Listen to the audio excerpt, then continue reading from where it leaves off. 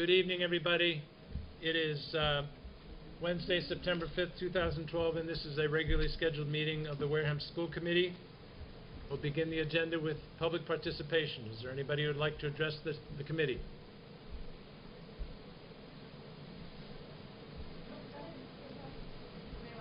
Right down there. Thank you.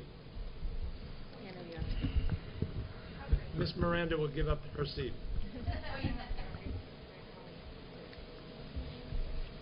Sure. I just have a quick question.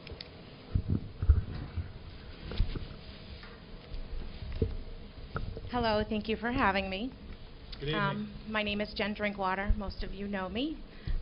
For those of you who don't, I previously worked at the Wareham schools, and I am also a resident of the town, and my children have gone through the school systems, and I just have some questions.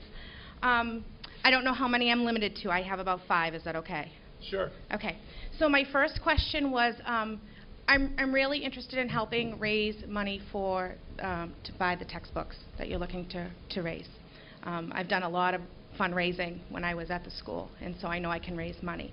So my first question is, at the last meeting, it was suggested by a citizen that the 700 or so people who voted for the override were going to make personal donations, and I was just curious as to how many of those people, how many of those 700 people thus far have donated, and what was the total dollar amount, and you may or may not have that information. I certainly don't have that off the top of my head. Dr. Rabinovich, do you happen to know? I believe we've had 2 people donate each approximately $200. Mm-hmm. 2 people at $200, so a total of $400? Okay. Great. That's good.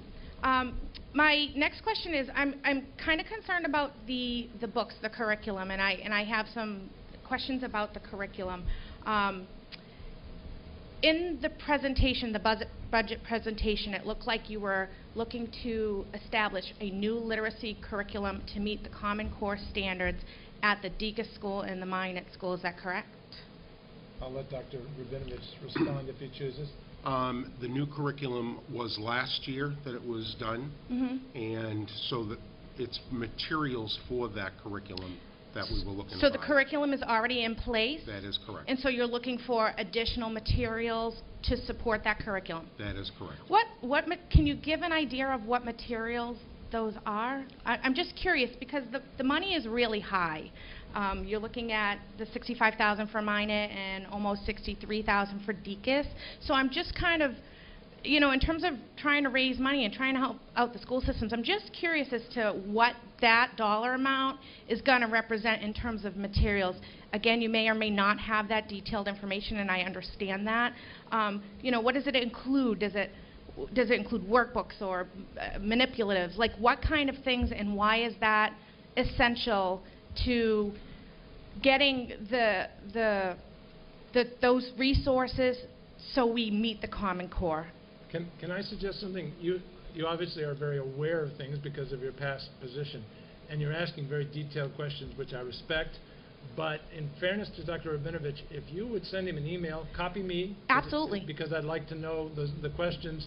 I'm sure he could get back to you with detailed information. That would be great. Because I guess speaking on behalf of the citizens and the public, when we see number amounts flashed on the screen, you know, $127,000, we don't know what that's for. And so I think the majority of the criticism that's coming across is that, well, what do you need that money for?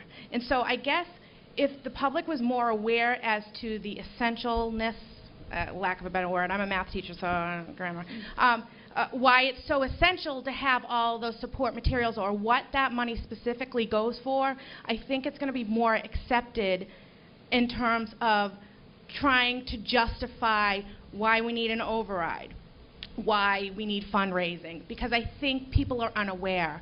And I think the biggest thing that I'm hearing and that I'm seeing is that it sounds like that what has been said, or the conversation, and I'm not going to quote anybody, but the conversation that I'm hearing is that you know, we need these materials in order to meet the federally mandated Common Core standards. And looking at, as a teacher, looking at the Common Core standards, that's not true. Like, we can use existing materials. However, if we have existing materials and we need things to supplement that to make the learning better, if you could justify that, I think people are going to be more apt to be accepting to the fact that, yes, we need this money.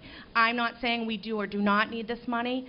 I'm not going to give an opinion on that. But what I'm saying is, as an educator, I think any money towards the school is a good thing. But in our financial crisis right now, I don't think people have a real, like, they can't see the value of that money right now because they don't know what it's for. Does that make sense? Okay. And that's it. That's all the questions that I have. Ken, did you have a question? Yeah, just a suggestion, Mr. Chair. I like the idea for Mr. Drinkwater to submit the questions to you and the superintendent, but I would like at the next meeting to have that on the agenda with the answers if they're available, because the questions that she undoubtedly is asking affects all the people, so instead of just sharing the answers with her, I like that to be part of the agenda, and the answers relate to the public. Consider it done. Great. Thank you very much. Michelle, would you make a note too? Thank you. Thank you. Thank you. That's all I have. Thank you.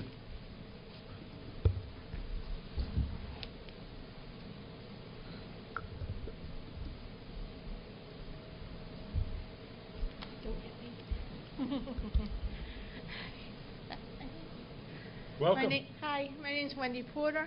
I grew up in every part of Wareham. I'm a JRTC parent. My son's a cadet. He just graduated. I also have another cadet in town. I do a lot of fundraising with JRTC. I'd love to join you, Miss. I'm sorry, I forgot her name. Jane. I'd love to join you. I've done a lot of fundraising with JRTC. Have a lot of ideas. I'm sure we'll have a lot of fun.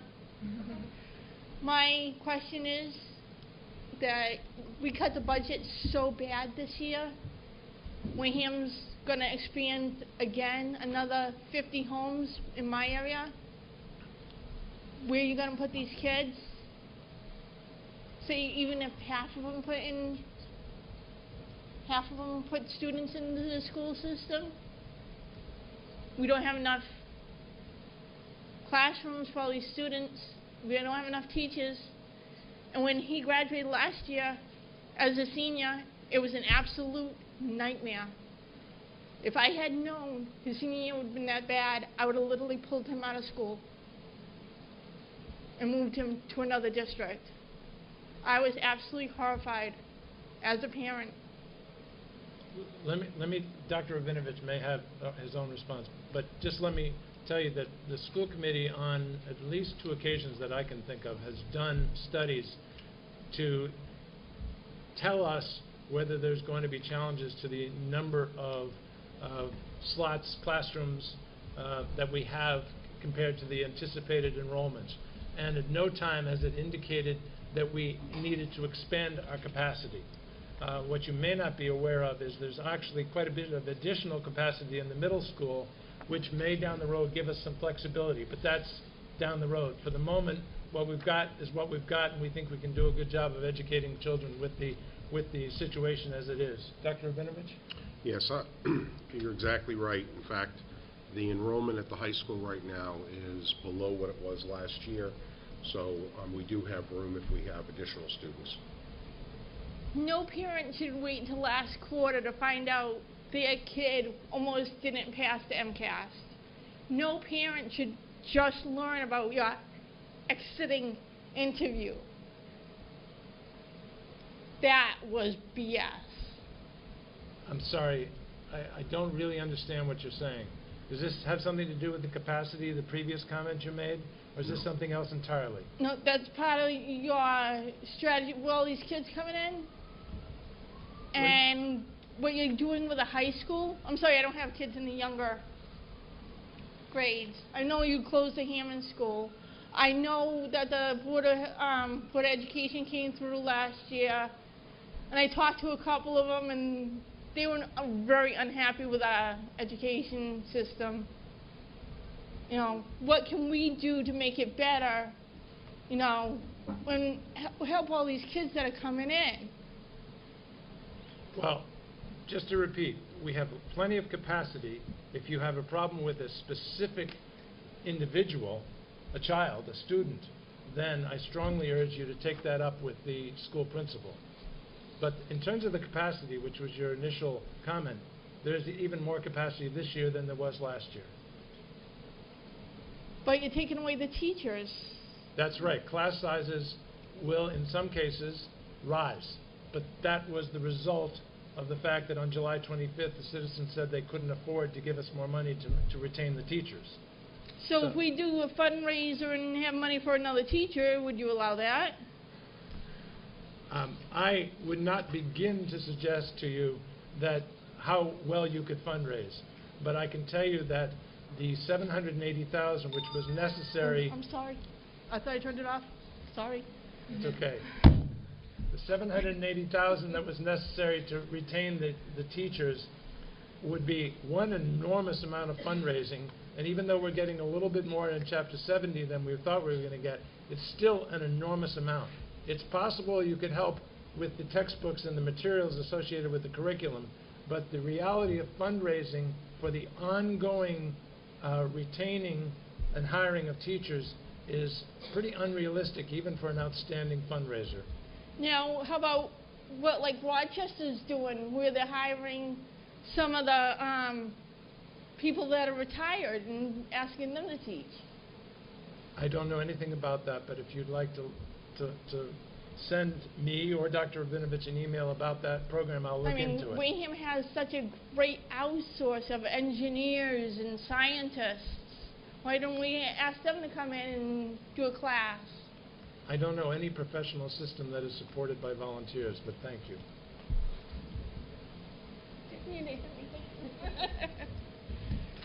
Thank you. Thank you. Thank you very much.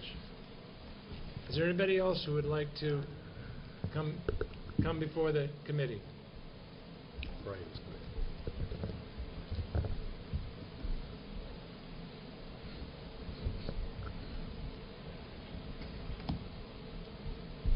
Excuse me.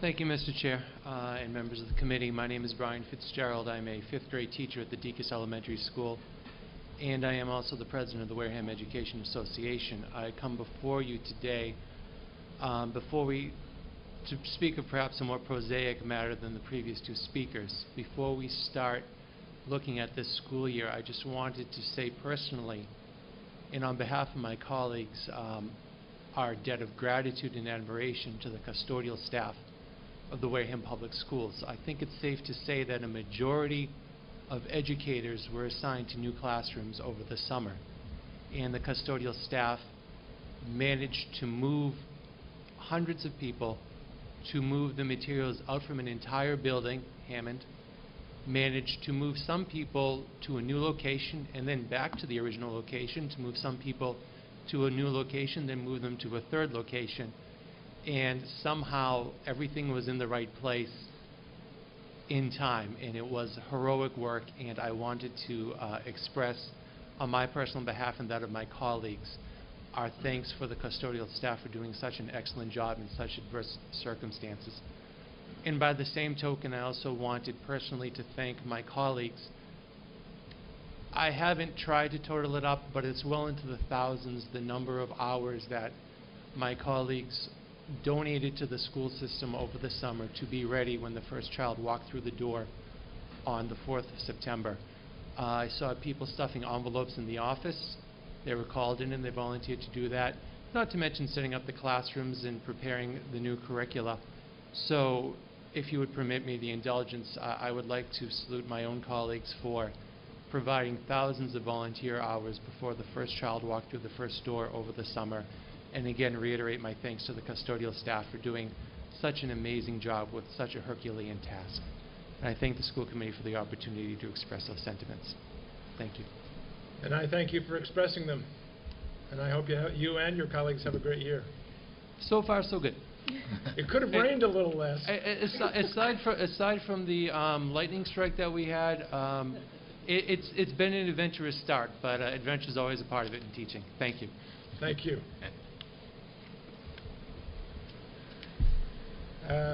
Dr. Rabinovich, good news. Yes. Excuse me. I'm sorry, did I miss anybody who wanted to come before the committee? Good, thank you. And I do have quite a list today. I'd like to first of all say that the administrative team and directors and the technology coordinator visited our 5 largest buildings to welcome back staff. We all hoped that each staff member had time during the summer for the 3 R's: rest, relaxation, and reflection, as our new part of the evaluation system. That reflection is part of what we need to do, particularly reflecting on our practice of teaching. Education is one of the only occupations that stops every year and then begins again, and it was something that I said to folks, I think we were lucky to be in this profession so that we can have the do-over.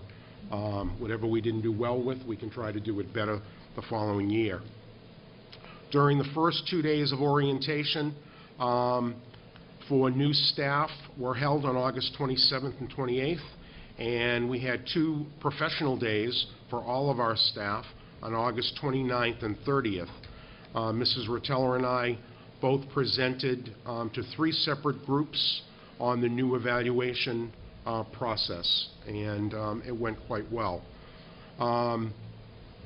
With money from the Foundation for Wareham Education, the Wareham Cooperative School was able to host their first school spirit breakfast for parents on, actually it's coming on September 12th. And so for any of the school committee members that may be available, that's in the morning at breakfast time at the cooperative school. And Mrs. Siemens would like to commend, and this goes along with what Brian said, her custodial staff, which moved 95% of the classrooms at Minot. The bottom level now has K through 2, and the upper level has grades 3 through 5, and 1 additional grade 2 classroom, which was added with one of the 4 teachers that we hired, is up on that 2nd floor.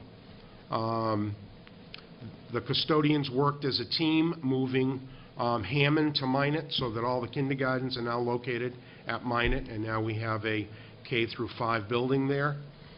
She would also like to commend the teachers who came in to help pack their old classrooms and then came in to unpack and organize their new classrooms. As Brian said, throughout the district, many of our staff came and gave of their own time during the summer to get their classrooms ready for the beginning of school, to show the true profession that teaching is. I also have 2 other brought to me late. First one is about JROTC. The JROTC cadets will be supporting the ALS walk this Sunday in Buzzards Bay. They will be helping by providing the color guard and helping with setup and breakdown of the event. So thank you to the JROTC for those efforts. And we have a new student representative who will be here at our next meeting to represent the Wareham High School School Council, and that will be Cindy Pham, and she'll be at our September 19th meeting. That is the good news at this time. Thank you. Committee? Any other good news they'd like to share? No? Okay. Moving on to the minutes of August 22nd. Are there any additions or corrections that people would like to make? Mr. Chair, is that a mistake, or did the meeting actually end at 8:33? That'll teach you not to be here. That's record time. I refuse to correct that. We're proud of it. Do I have a motion to approve? So moved. A second. Second. All those in favor? Aye. Opposed? Abstained? Abstain. 3-0-1. Dr. Rabinovich, I don't believe we have any school committee reports, so we'll move on to yours. Town meeting article, okay. At our last meeting, I was asked a question about the encumbrance. I met with the attorney, and I believe there is an email from Attorney Bowen, and within that, he talks about the fact that during the regular town meeting, articles are normally part of FY13 budget, so that it was his opinion that the encumbrance could be made in 213 instead of 212. And I've asked the accountant for clarification, because the attorney mentions the accountant. He needed to do a little bit of research, so he didn't have anything to add at this particular point. But if he does, I will bring it back to the meeting. Mike? I appreciate that. I read it as well, and the attorney gives discretion to the town accountant, and it's basically up to the town accountant to decide whether FY12 or FY13. But one thing I actually went back to the town meeting video and watched it. But one thing that was unclear for me from that video is, let's say we do encumber it in FY13, and the first 60,000, let's say. Is that a one-shot deal, or is that every year? Like, let's say we spend the 60, and then next year, the year after that, if we get another 60, does it get replenished, or is it just a one-shot deal? It's my understanding we have to encumber on an annual basis. Now, that's my understanding too. Now the question remains is, if we act, which is when you'd expect to act, in April, does that encumbrance, is that associated with the following year, which is what the budget is associated with? The next April is always associated, except for the special, is always associated with the following fiscal year. So unless we get clarification to the contrary, I think we should assume that we need to encumber a certain amount every April for the following fiscal year. But what we do need to do is make it very clear exactly what year we're encumbering. Yes. So the answer, the short answer is, I believe it's for each individual year. Right. And the encumbrance, was it for new and used vehicles? It was. But there's a separate process, correct, for the new vehicles that there was a distinction made at town meeting. Go ahead. The nature of the article came out. I wrote it, and after talking with capital planning, their interpretation is for us to buy any vehicles, used or new, we need to get town meeting approval. So and in fact, you're probably aware, because I believe you've written articles as well, that when you write an article, it doesn't always appear the way you wrote it. And when I originally wrote it, I had fiscal 12 and 13 in the article for the precise reason, depending on how much of a deficit we had, that I could do it in 13 instead of 12. That didn't come out in the article or the motion. But that was the intent when I wrote it. And I was told that after we had, once you encumber it, you have as long as you need to spend that money, and then once it's spent, you have to come back to town meeting and ask to encumber additional money. The second article that we did, which was to try to buy new buses, was separate than this one. This, we wanted to give the transportation coordinator the option, like during the summer, something came available, I think, I'm not sure, I think it was like $32,000 for an older vehicle, but it was in good condition mechanically and physically. If we had encumbered this, then he would have been able to go out and buy that. Okay. So based on what you just said, do we have to go back to town meeting every time? After we use the $60,000, yes, sir. So is that what you said? No, I think there's a nuance, there's a difference between what we just said, which means we need more clarification. Yeah, we do. Yeah. Definitely. I don't think in the end it's going to, the distinction is a huge one, because I think the reality is that this is what's going to happen. We're going to encumber in April for the following fiscal year, and then we're going to get to the end, a year from then, we're going to have a very good idea of how much we've got to spend. It may be more or less. We may, in fact, have to unencumber for that same fiscal year in April if the costs of operating the transportation department are greater than anticipated. Does that all make sense? So it's basically what we're doing is we're trying to make sure that if we have any extra money, we're approved to spend it on vehicles, and if we don't have any extra money, then we need to unencumber it if we need some portion of it or all of it, as we did this year, in order to cover the deficit. But the unencumbering is a process at town meeting as well. That's correct. I mean, it would have to, we need a vote. That's Yes. correct. Yeah. Yes. All right. But remember the spirit of this. The spirit of this was that the Board of Selectmen, the Town Administrator, the Finance Committee, the Capital Planning Committee, and ultimately Town Meeting didn't want us purchasing any vehicles that were not that was not authorized by Town Meeting and that didn't go through the Chief Procurement Officer. And as I recall, technically we can, but this is more so to be on the same page. We're accommodating a gray area Okay. in the law because we can. Okay. All right, thank you. Okay. Next point. Okay, the second one I'm going to ask Ms. Miranda, since she's the person that actually handled the situation, to talk about the situation we had at the Minot Gymnasium. Yes. Okay.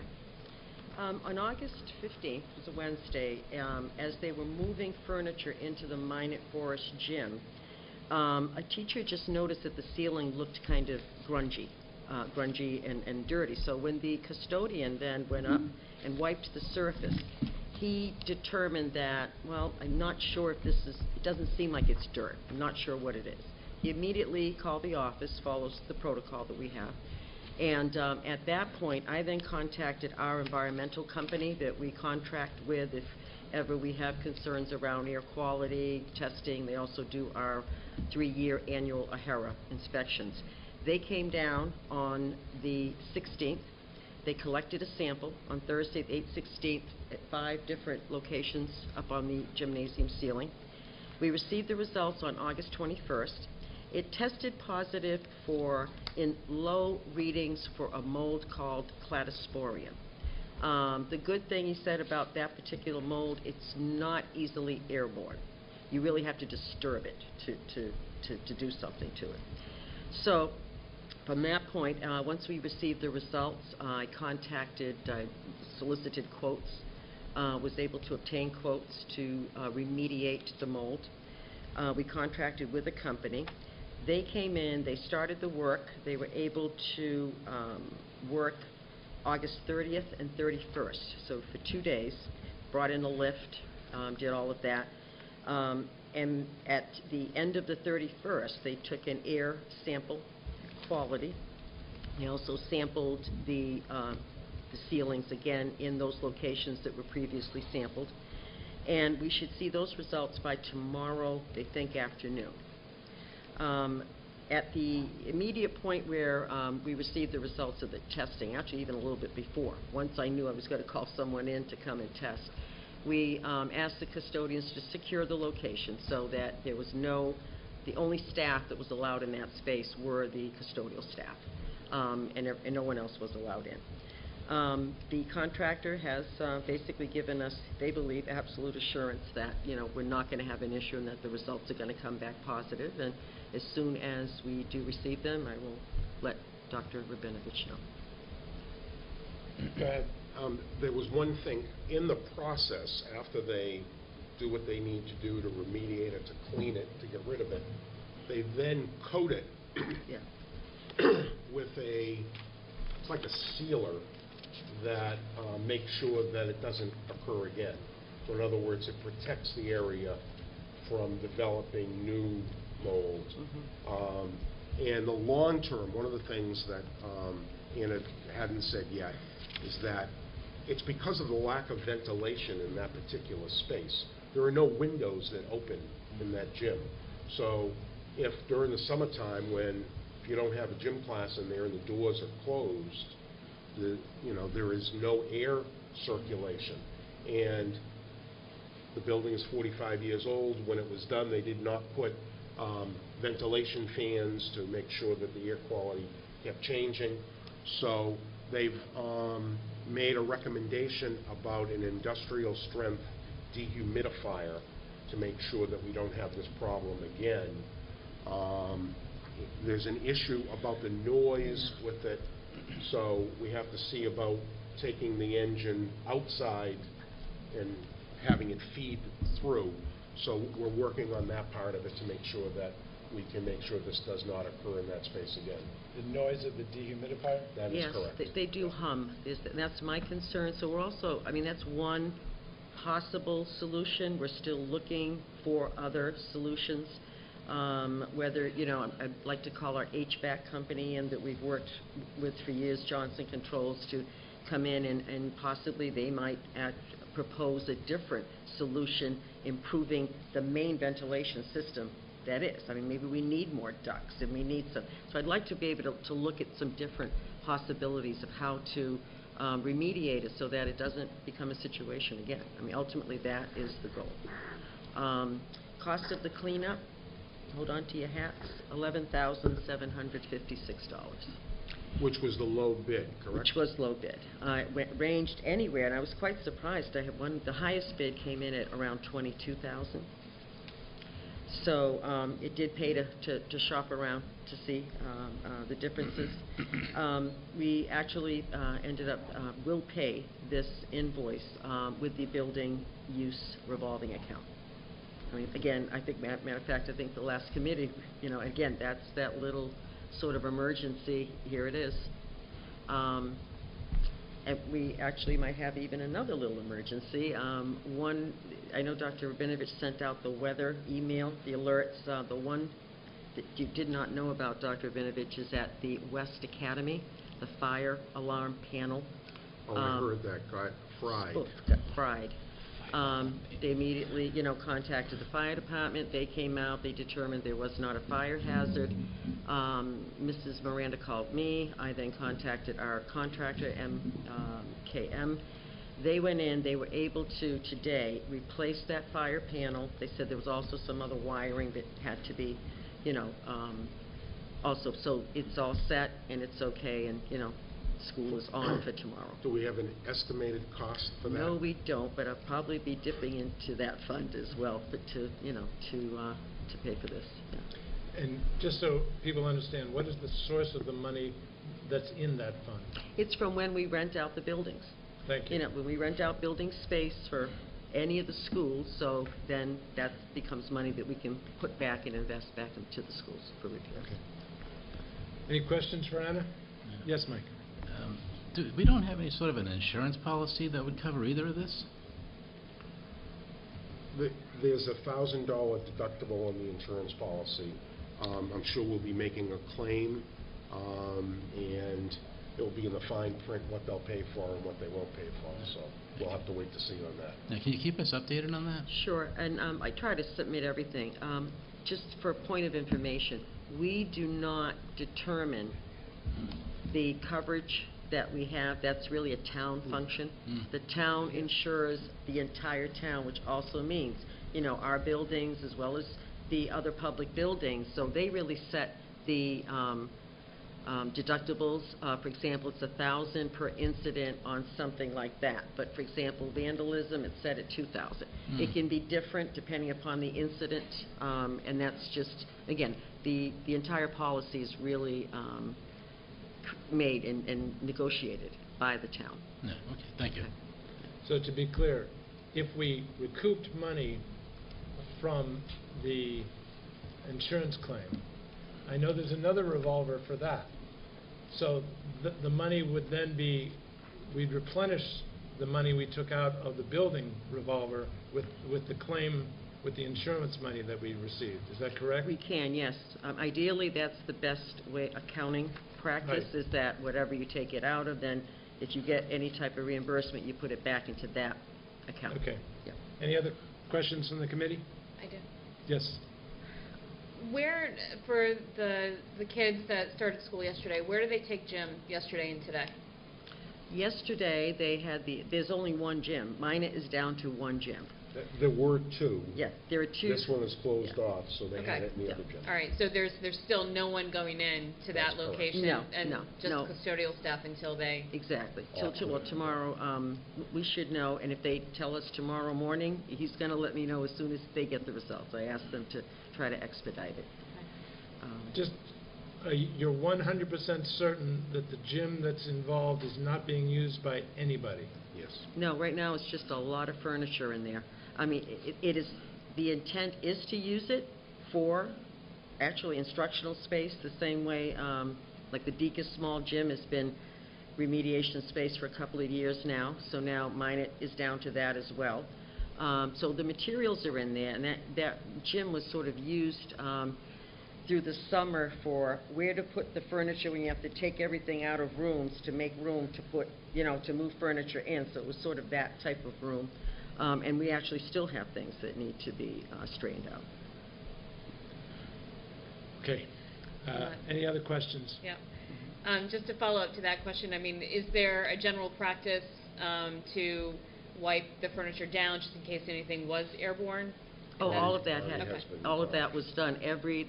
On top of that, then on Saturday, had custodians come in, and Tuesday morning, a sub worked. We had two subs, two shifts Okay. to wipe down everything, Right. every bookcase. But they cover everything. They do encapsulate everything when the contractors go in.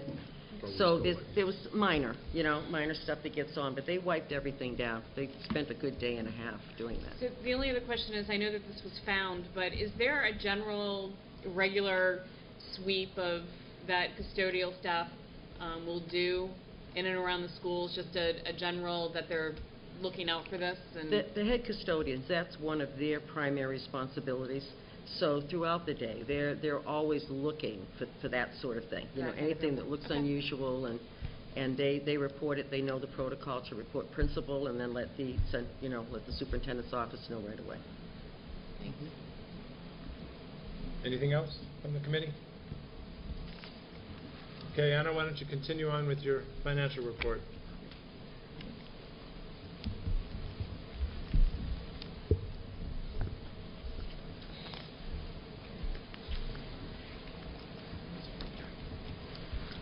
This is a presentation of our LEA budget.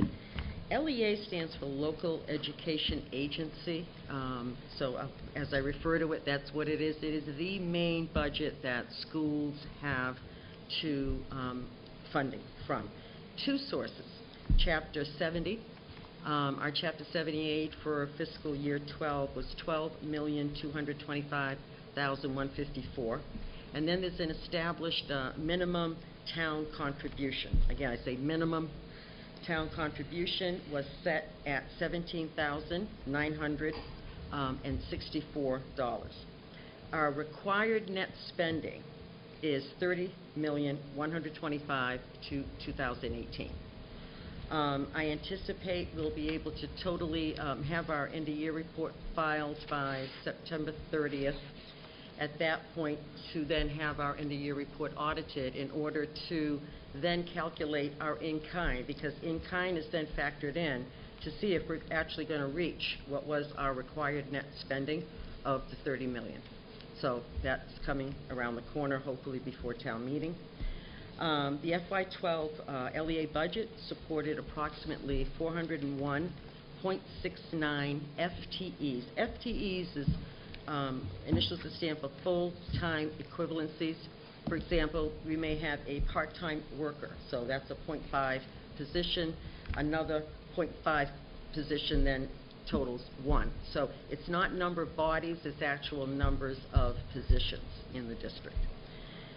So these positions provided services to approximately 1,480 elementary students, 686 middle students, 816 high school students, and 33 out-of-district students.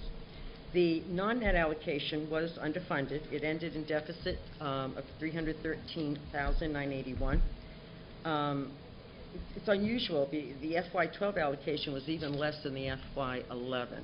And there will be a separate slide at the end of the presentation to provide details of that specific budget, the transportation. Approximately 83% of the budget is dedicated to salaries. This chart breaks down the funding sources for all positions in the district. Classroom teaching includes the general education teachers, special education teachers, and special education teachers. The teaching support includes paraprofessionals, therapists, guidance, psychologists, and nurses. Overall, we had 328 positions for direct school support, meaning interaction with our students. There were approximately 32.9 FTE positions were funded by grants in FY12, as opposed to we had 39.7 grant positions in FY11 when we had ARA and Ed jobs. And as I look at the last couple of years, the LEA number keeps going up and the grant one comes down because, again, all the stimulus and all the ARA funding that we were afforded in this district from 2009 to 2012 is totally gone.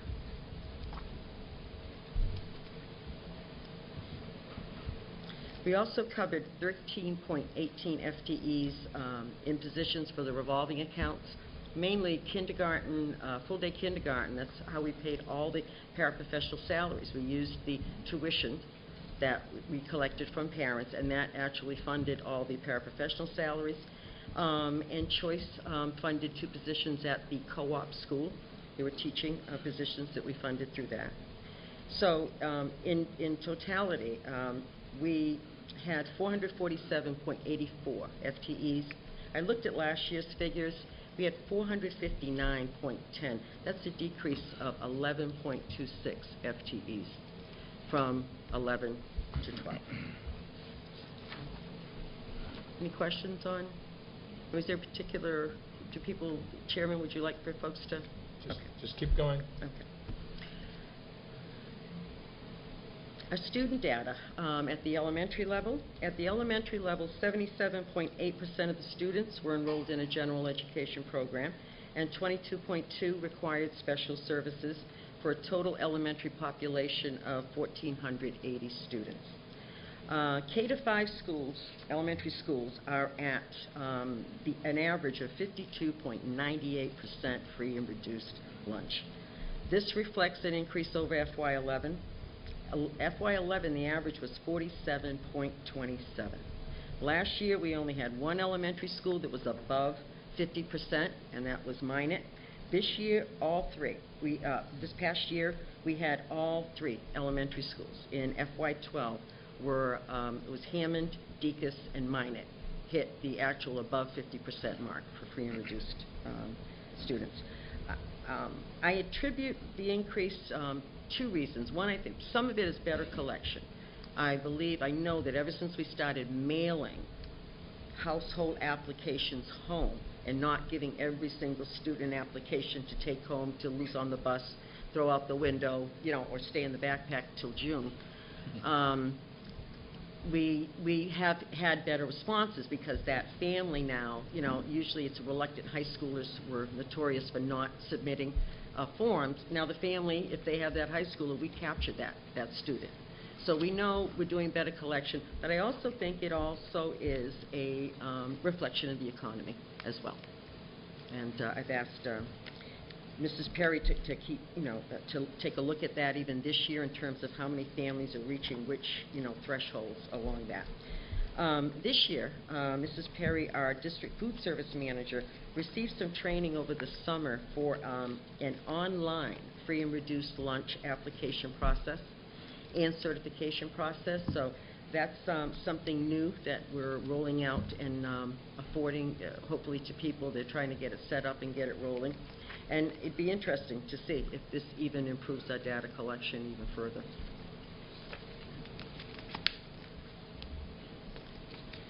Secondary schools. Our 6 through 12 secondary schools are at 56.14 free and reduced lunch status. That's the average. which reflects an increase over FY11. It was at 52.02. The data gets a little skewed with the secondary because West Academy basically only has 16 students. So there's 85.7% of the students at West are on free and reduced lunch, which really, as you see, quite a difference between co-op and high school, but then not again at middle. You know, it's just there. This past year, last year, we only had one school that was above the 50%, which was middle, and again, I'm sorry, academy too. Now, we're looking at basically those same two out of 1,502 students.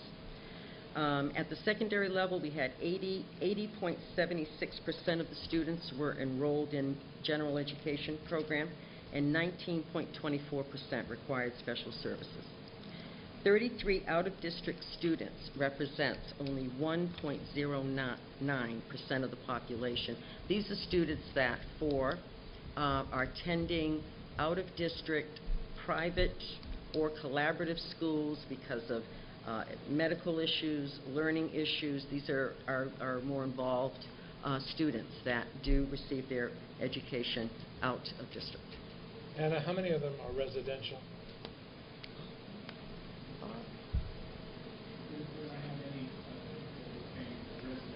don't think so anymore. Full, yeah. So we're transporting all 33. No, there are some students who are in residency, but they're not in residential schools, so they may be in a home through one of the agencies, and we have either private or collaborative program. So there is one student who is both in residential and school program. Bob, I'm sorry, it's not fair to the people at home. Could you come down and just give us a quick summary of what you just said? Thank you.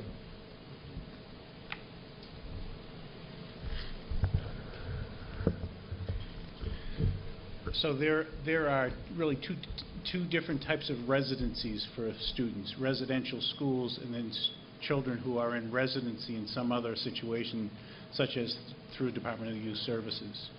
And all, with the exception of one student, is in one of those residencies through one of the other Massachusetts agencies. So we have one student that is actually in a residential setting that's a cost share. Between two communities? Between two agencies, the schools along with one of the other helping agencies, DSS. Okay. And how many of those 33 are we transporting on a daily basis? I would say 31 or 32. Any idea how that compares to last year?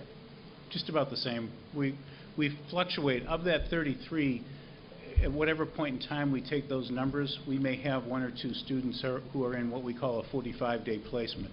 So they may be in a day program for 45 days as we evaluate their needs. So that typically we would have about 30 or 31 students who are there for the full year, or anticipated to be there for the full year. One or two that are there for 45 days. Thank you very much.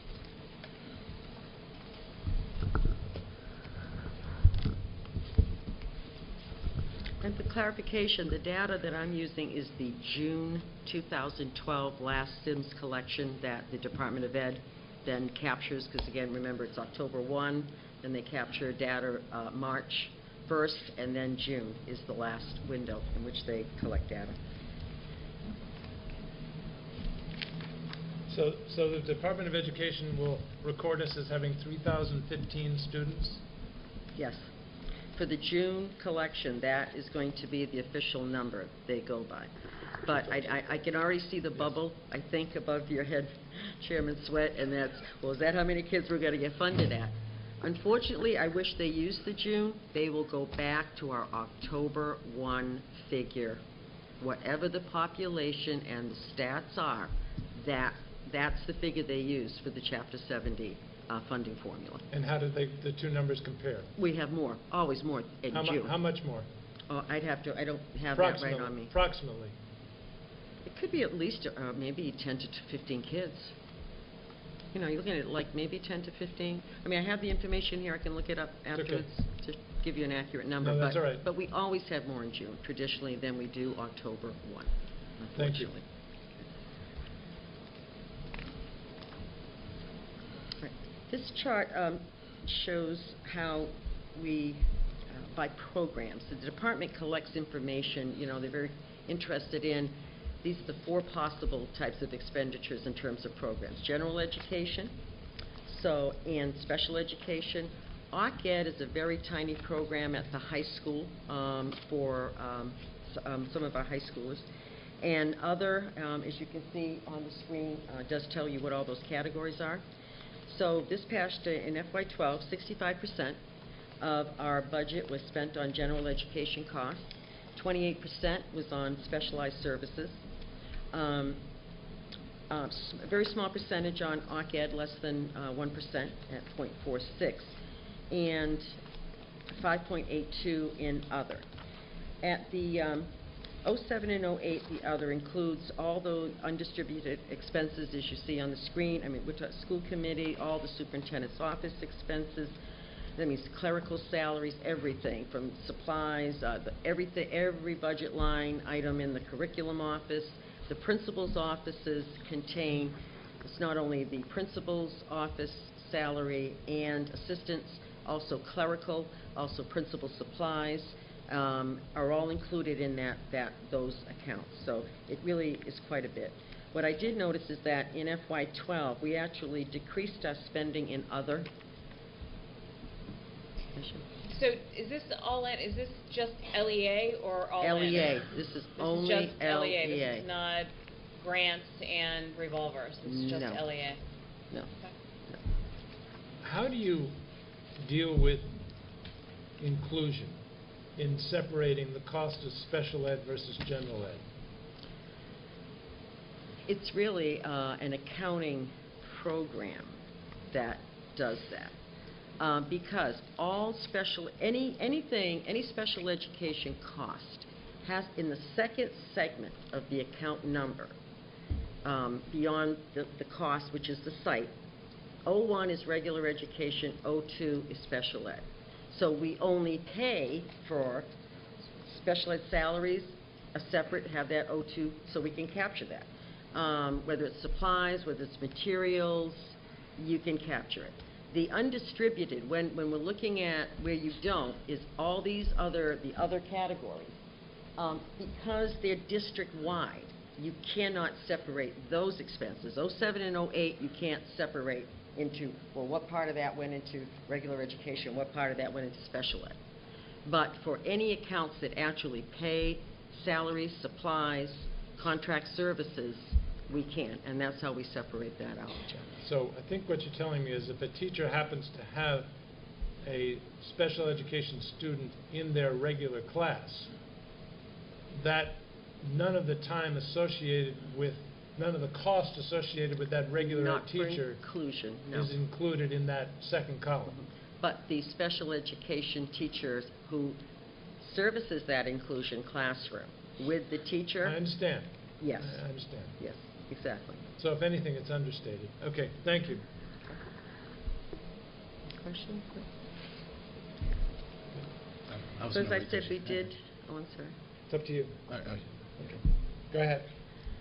Okay, so this year, we decreased the other spending, 1.1% went into increased the general education expenditures, and 0.064% of funds from other we moved into special ed. The budget by salaries,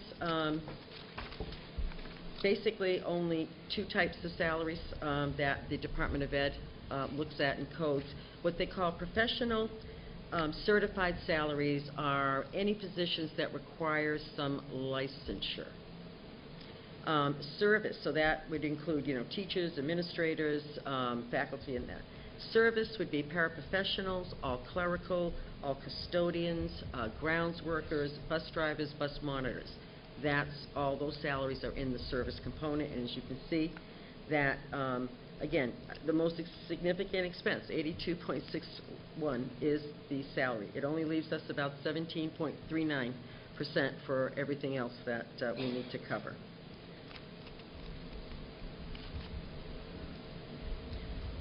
And now, this chart explains how we then do spend the rest of the 17.39. The type of expenditures. We have either salaries, as you saw earlier, contracted services. Contracted services includes everything and anything to do with maintenance, acquisition of equipment, grounds budget, snow removal, copier leases, tuition is in there. The 9,000 accounts are counted in as a contract. The pupil support contracted services. And then we have supplies include all instructional and non-instructional supplies are grouped in that category. And the other category is very specific with this particular object. It's athletics and student activities, custodial OT, for some reason overtime, and or all the substitute costs are included in the other. Repair and maintenance of equipment and any other undistributed district-wide expense is put into that other category. So as you can see, it's pretty clear that we spent basically 7.75% of the budget went on contracted costs, 7.05 on supplies, and 2.59 in other expenses. Anna, is it fair to say that even if we thought the allocation of some dollars to certain accounts didn't make sense, it wouldn't matter because it's dictated by the state? It's really pretty dictated. You have some flexibility. The actually other happens to encompass a wider range of what they say are acceptable spending categories. The others are really more very specific. They're very specific about salary, what qualifies as contracted, what you have to code as supplies, versus any other. And then they kind of put everything else in there. The custodial overtime, to me, is clearly a salary. But they don't count it. And the Wage and Hour Board considers it a salary. Yeah. So who considers it other and not salary? The state? The state. Okay. That's the state. You know, they give us our chart of accounts, we have to follow it. Okay, go ahead. Ken? Just a question, was anything ever done about Viking Drive? Do we still pay for snow removal on that? Because that goes back, this has been an issue for 4 or 5 years. I recall that at a meeting, a proposal was made that someone would write an article to be able to make Viking Drive a public way as opposed to a private way. Very good. Yes. Which I think is a fabulous idea. That It was needs to me, happen. And I did research it, and I spent the better part of a month trying to get it off the ground. And what I was told, that they will not even entertain it without the plans. And no one has the plans for this road. No one, I would like to know how this road ever got built without plans. But no one can find the plans, the engineering plans for this road. And until we can produce the engineering plans, we can't act on it. So the engineering plans are among the missing, so I guess Viking Drive is still Viking Drive, a driveway. It's considered a driveway, supposedly. Go ahead, Anna.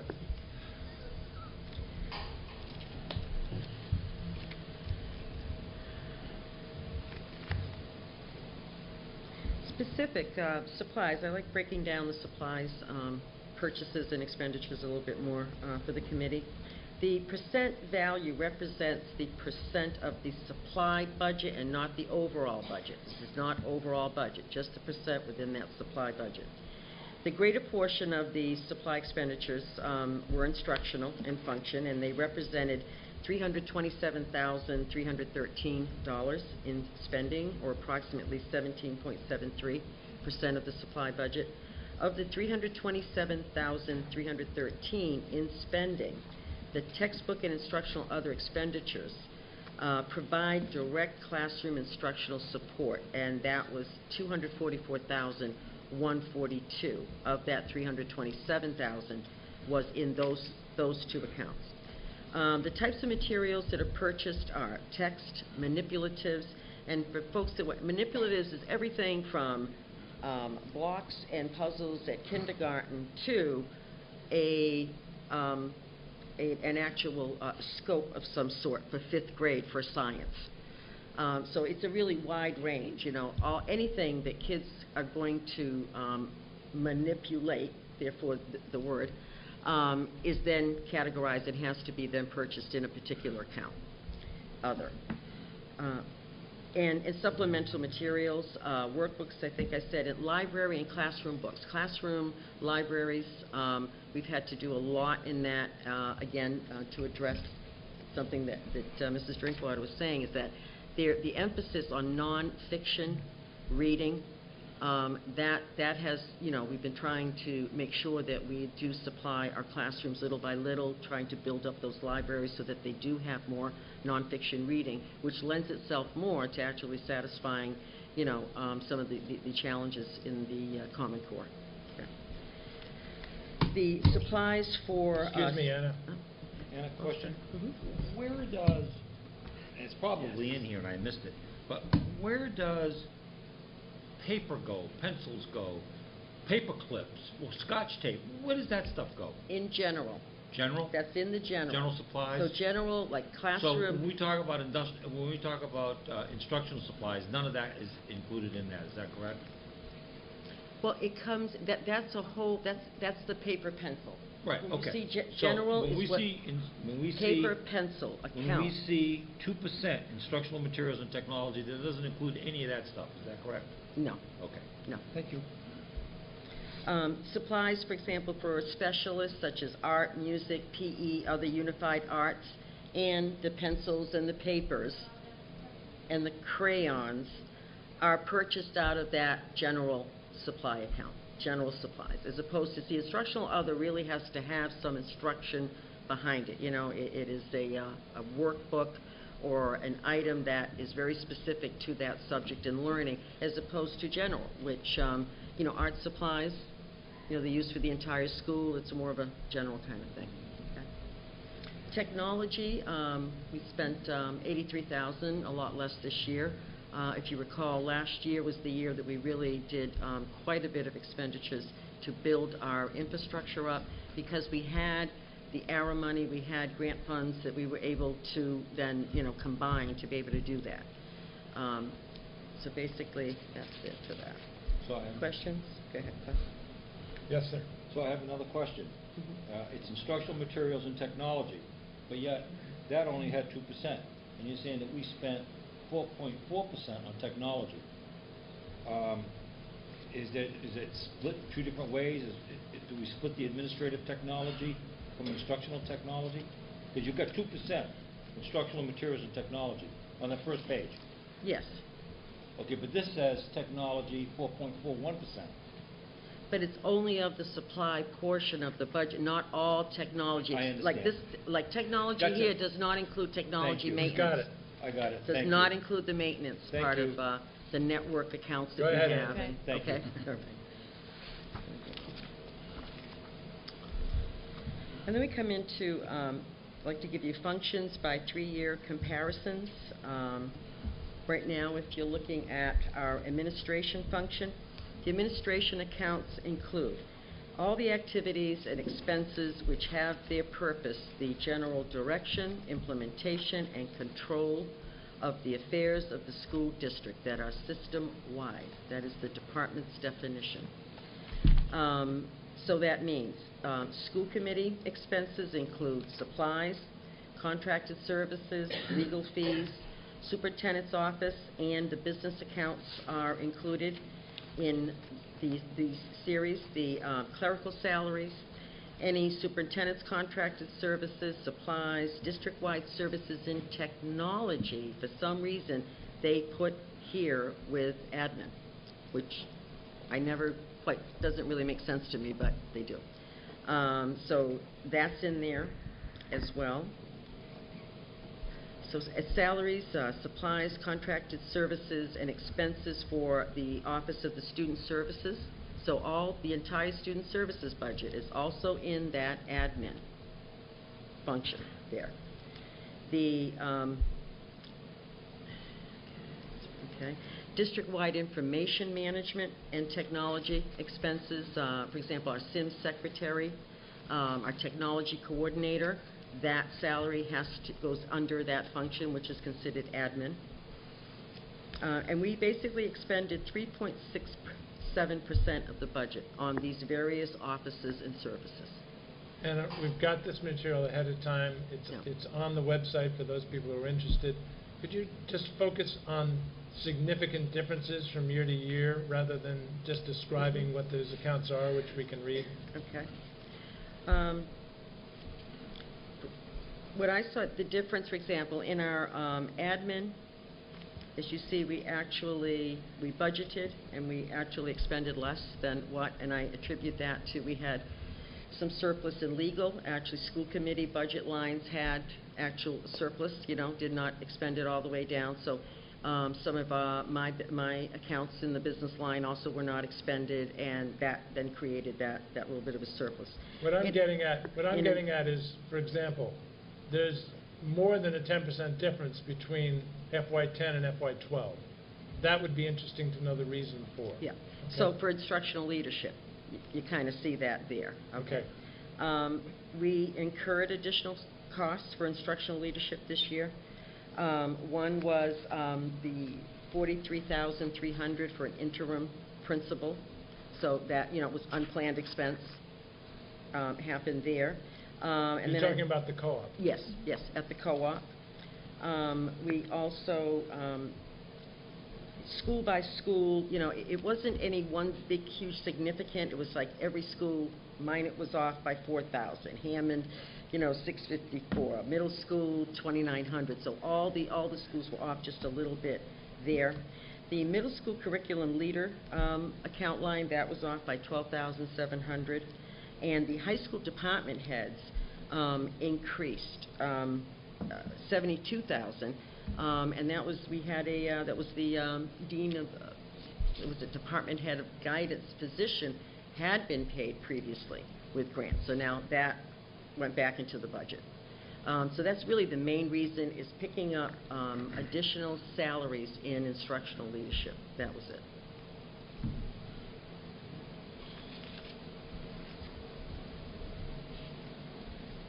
Classroom teachers, if you can see there, we expended more than we had originally budgeted. Some of the reasons for that, for example, the district, we had quite a few long-term staff absences. I'm actually compiling the attendance data from this past year, so at some school committee meeting, I'd be able to share that information with you. That and teacher salaries due to decreases. For example, year ahead when we're planning this, we have a grant that's called Title IIA, and it's a teacher quality grant. And basically, we found out in August, before the school year started, that they decided, well, we want you to take that grant and set aside 20%. We want to make sure 20% that we had planned to use on salaries be used for professional development. They said it had to go that way. So those types of situations occur in our full-day kindergarten grant. When we were applying for the grant, during the June, it was off by one whole teacher salary. We applied, and then when we received our award letter at the end of August, it was, well, we had to do some shaving, so we can only give you this much. That type of thing happens almost on a regular basis sometimes with a couple of these grants. And that happened. We had to pick up an additional kindergarten teacher salary because of that. Title IIA, that 20% was 3 teacher salaries that we ended up picking up, because that grant, it's a fairly large grant. The teacher substitute line actually ended with a surplus of $9,715. We also supported more therapist salaries in this budget, and unfortunately we had reduced Mr. Luzon's contracted services line. When cuts had to be made previously, we had cut some of his service lines, contracted services. Therefore, then that's where he was going to pay for these, the therapist salaries. So they came into now, had to come into the regular. But those are the reasons. That's why that amount is off. And again, you look at grant funds, you know, we covered 32.97 and 39.76. It's a difference there. In our pupil services budget, I do want to explain what this is for, because I'm not sure everyone, even in the audience, is really going to know that. It is everything to do with attendance management, the clerical home instruction. The student is sick, needs to have instruction at home, tutor, go home. Those expenses are in pupil services. All the nursing, all the medical. So any expenses to do with nurses, medical, athletics, and other student activities as well, and any school security costs. So, and we did do some work with updating the video surveillance stuff, are included in this function. The LEA athletic and intramural budget ended the year in a surplus, actually, $28,846. Some athletic expenses were covered through the athletic revolving account, which had a surplus this year of only $10,177. Last year, the revolving account had a surplus of $26,124. So that tells me that we were paying for more expenses out of the revolver than in the LEA. Now, the huge difference is I went back. In FY11, we had budgeted $286,000 for athletics. And then what happened, we actually expended $308. And that was the first year, I think Ms. LaRanger came, and he bought a lot of supplies. You know, so we really did a lot of work with getting, that's why that budget went over, was getting supplies for the kids. So therefore, in FY12, we budgeted $308,000, and then we only expended $285. So obviously, you know, we made those purchases, supplies, and actually did it in 11 as opposed to 12. So that's why those numbers are really, you know, sort of off. What is the process by which a department head can overspend?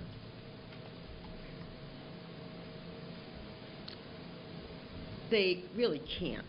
Well, but you just described a situation where they an have individual, and they I'm not they criticizing. seek permission. They seek permission. They have to notify.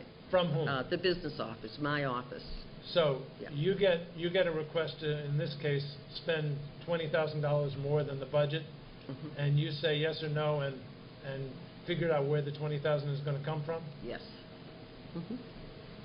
Okay, thank you. And that particular year, we actually we were doing really well with the utility account. So it seemed like, okay, I think we can do this. You know, get some equipment, you know, in the hands of the kids. And yeah, it's like you're always, it's this balancing act. I understand. You know, constant balancing act with the budget. So. Professional development, as you can see, what was expended in terms of course reimbursements, mileage, and then district-sponsored. We actually spent .068 of the budget was on professional development costs. This year, we had required training, and other training included literacy and writing, math training, science, technology, RTI, and ELL.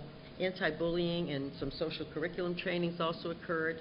And the East Wareham School and high school had accreditation costs also from the beginning of that last year, and they both did gain, you know, went through that process.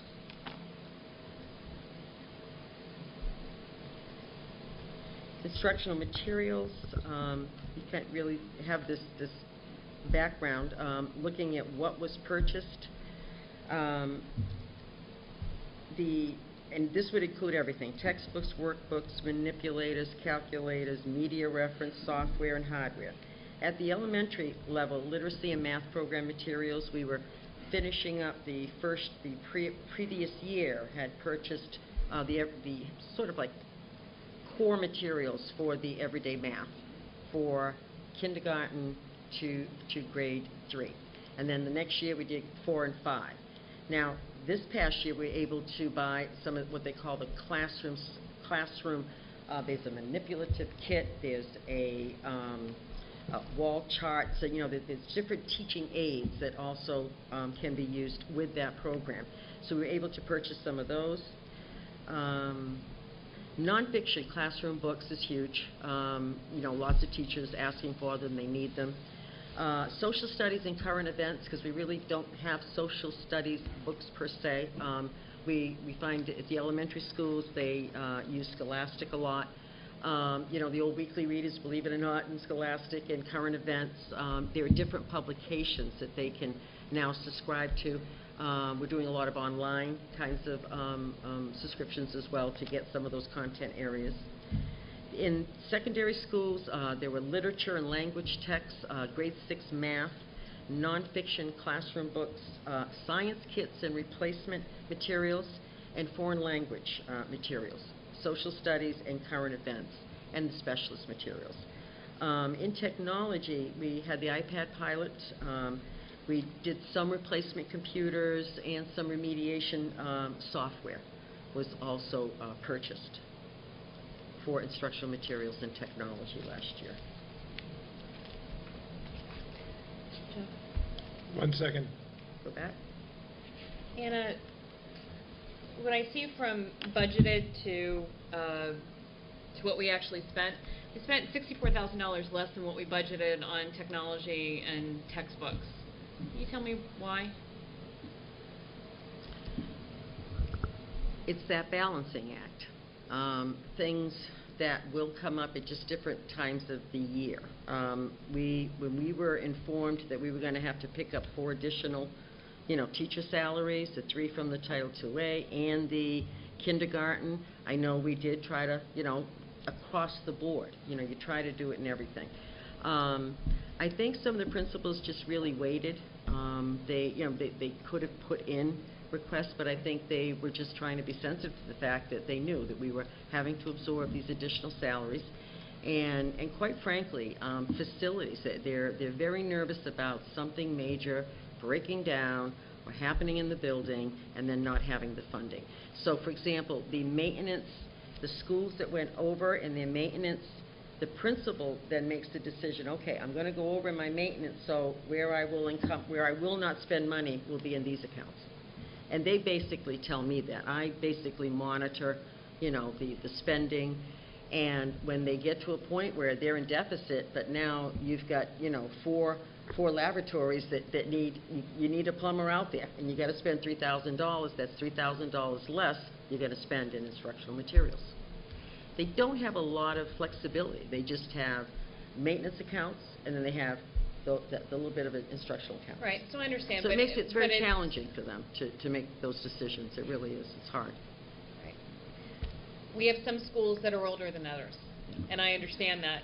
What my concern is that well, I'm hoping that there is this overall overview, because the thing is that if you're constantly looking at, if a principal's trying to do that balancing act and they have a school that has many more maintenance problems and they're holding back on technology and textbooks because they're waiting for the other shoe to drop in the classroom, then now our students are not only not benefiting from a quality educational environment in the building, but then also with instructional materials.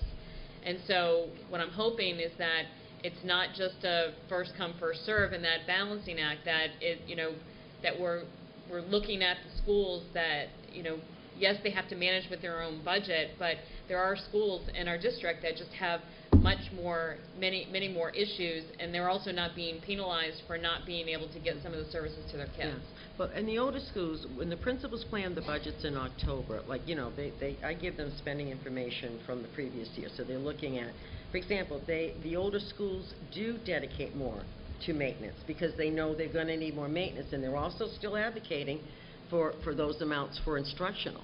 Right. But it always seems like what they propose in October and then what they end up with in April or May, after all the cutting and cutting, this is the result. Just an example, today was a horrible day when it comes to our schools and the maintenance of our buildings. Is today basically going to cause our students, or basically something for students, No. meaning technology? Because when I look at the bucket, so I went through and yes, I mean, looking at year 10, year 11, and year 12, what I really looked at was in every single category, what went down and what went up. Yes, teacher salaries went up by, so instructional leadership and teaching services went up by over $300,000 from what was budgeted this past year. And what I'm hearing is that that just was unforeseen, and that's something that we had to pick up. But when I look at the areas that that basically went down, you know, admin by $16K, but, you know, instructional materials and people services and guidance and counseling,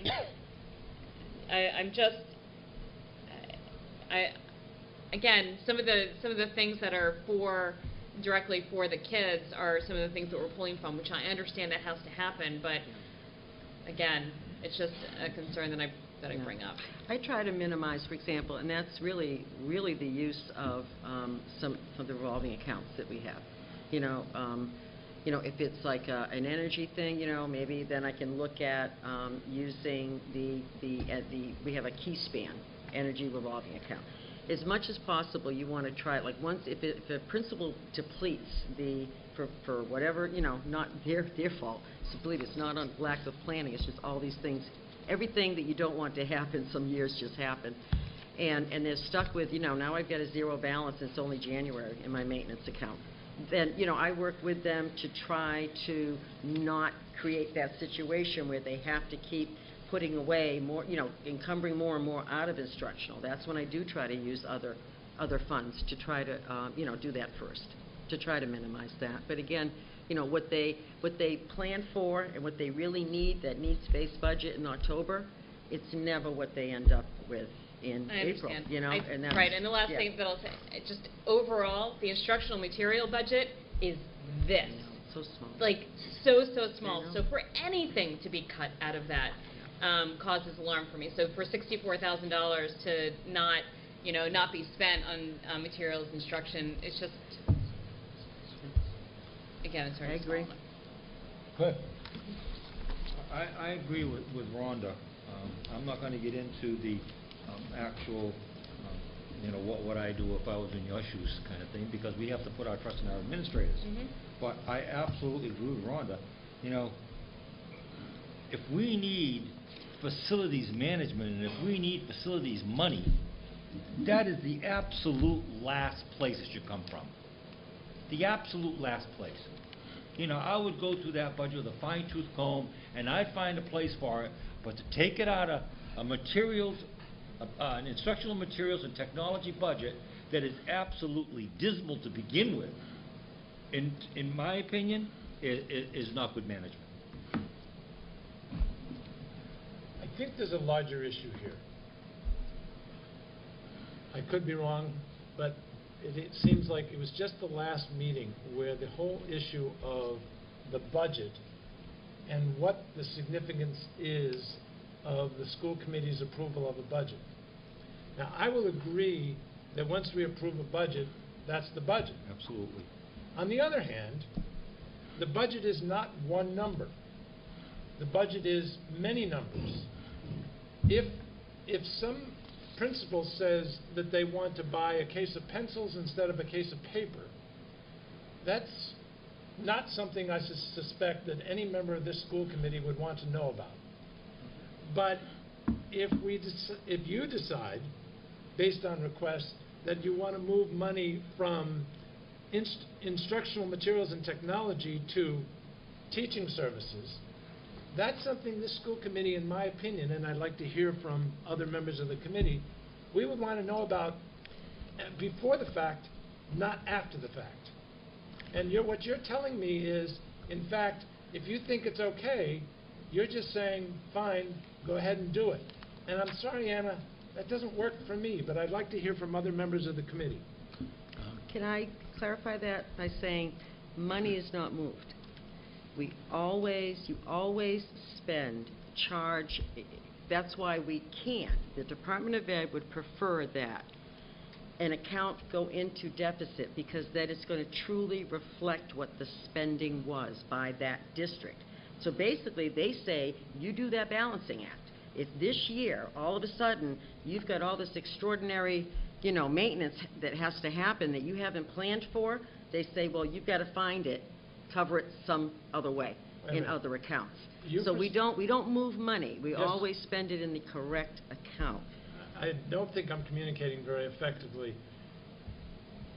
You gave us a document that showed it balanced to the penny, budgeted, We have to. okay?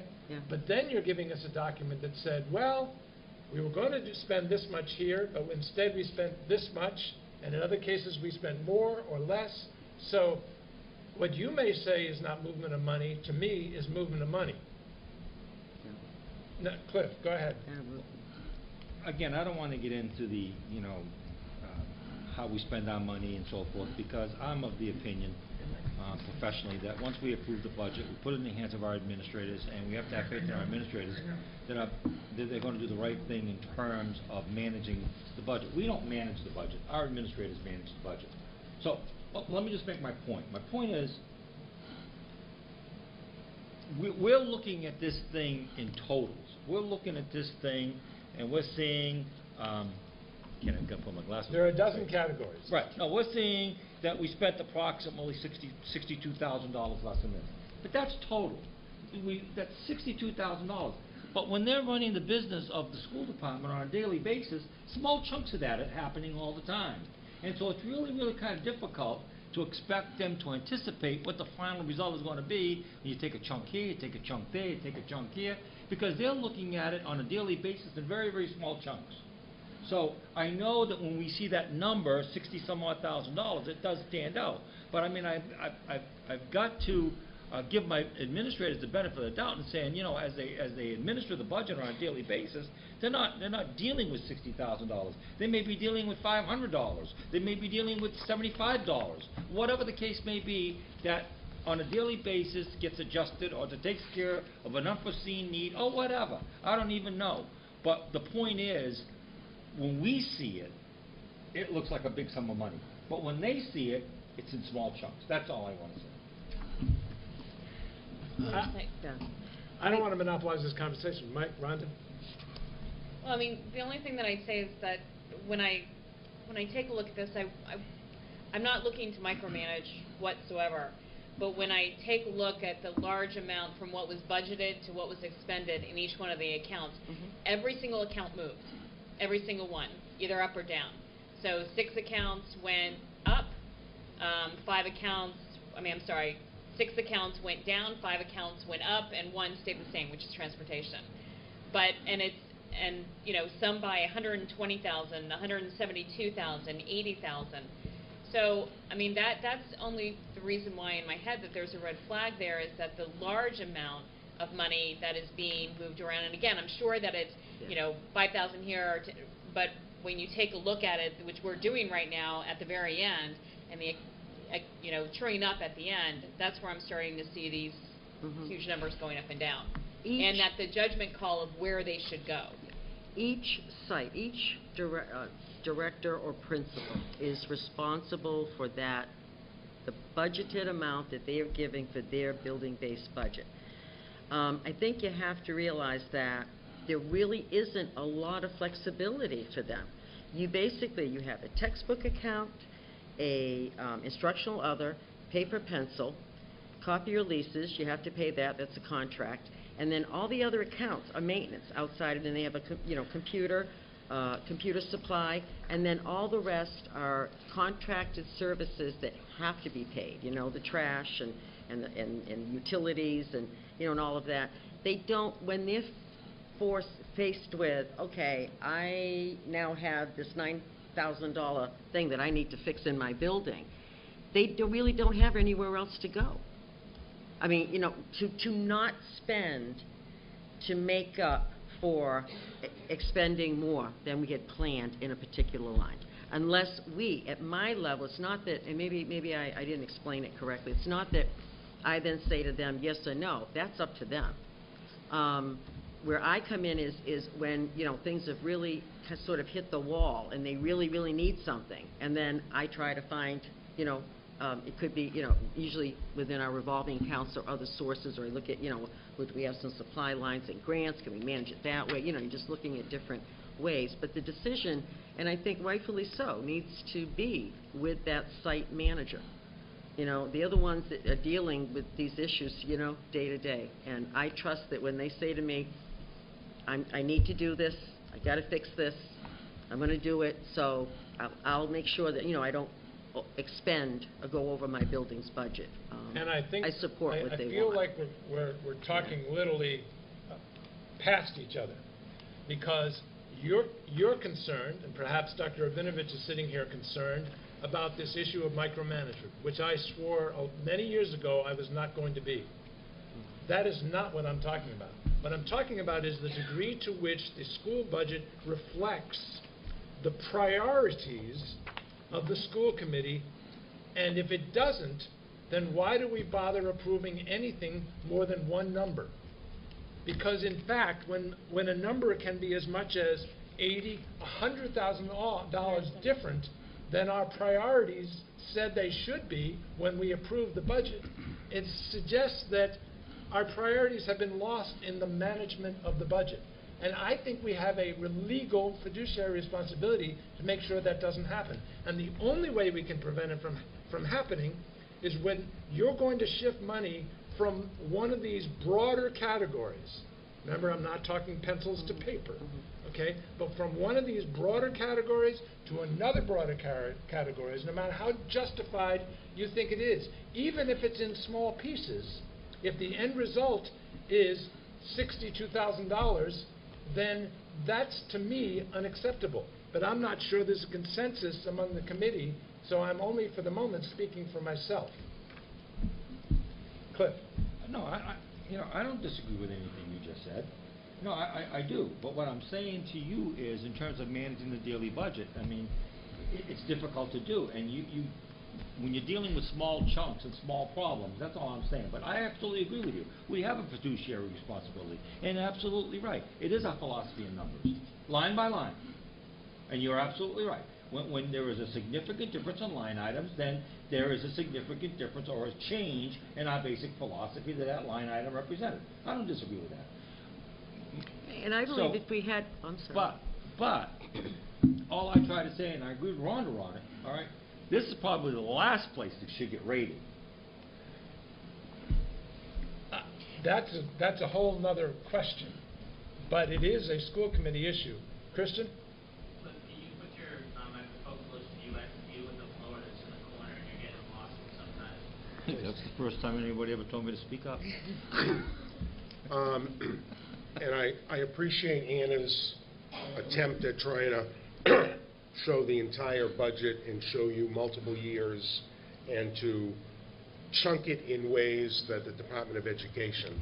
But I would prefer people to go to this document, which is the 12 budget, by the 4 digits that we get on a monthly basis. And when we're looking at that particular item we're talking about, 2410 on this, which is page 2 at the very bottom, textbooks and related software media materials. We're talking about, out of $134,867 that was budgeted, $37,326 was not spent. Now, that may have happened, and the curriculum director, because she fractured her leg in the middle school the other day, I sent her home instead of her being here. I believe we had a situation while we were developing the curriculum, there were certain materials that were not bought because we were not ready to make the purchase. We needed to go through the year to make sure we were getting the right material. Sometimes it's better to postpone a purchase rather than buying it just to get to zero in that account. So I believe that's why we're seeing this balance of $37,000 on here. Not because we determined that we had a need in a maintenance account and decided to hold it here. I don't believe that that is the fact. But without Janice being here, I can't give you exactly what the reasoning was at that time. And again, when we look at that, that's broken up into all of the schools. So all 7 or 8 programs each have an account under that as well. So it could have been, as Cliff said, 5,000 here and 6,000 there. You know, I don't have that in front of me. It was not a conscious decision by our business office to hold back $37,000 in textbooks while we're going and asking for $240,000. So that wasn't the decision that was made. I don't want to spend a lot more time on this, but I do think perhaps it falls under the category of a policy. And in that sense, I think it would be helpful if the Policy Review Committee developed a policy that would address the issue of when management should come back to the committee to, what I'll say, because I think it is, shift money between major accounts. Because in shifting money, you're shifting priorities, and it may be totally appropriate, but it may be something the committee feels strongly about is not what we want to do. So rather than dwell on it tonight, I'm asking who's chair of the policy? Mr. Chair. Dr. Sylvia. If you will, Mr. Yes, Chair. please. Policy Review Committee reviews existing policy. It is up to the school committee to write policy. You are not allowed to initiate Well, you policy? can. We can do anything you tell us to do, but traditionally, we've reviewed published policy. We don't write policy. But if you want us to We have. put our heads together and write a policy... I suspect that you're quite capable of developing that policy. Well, I don't know.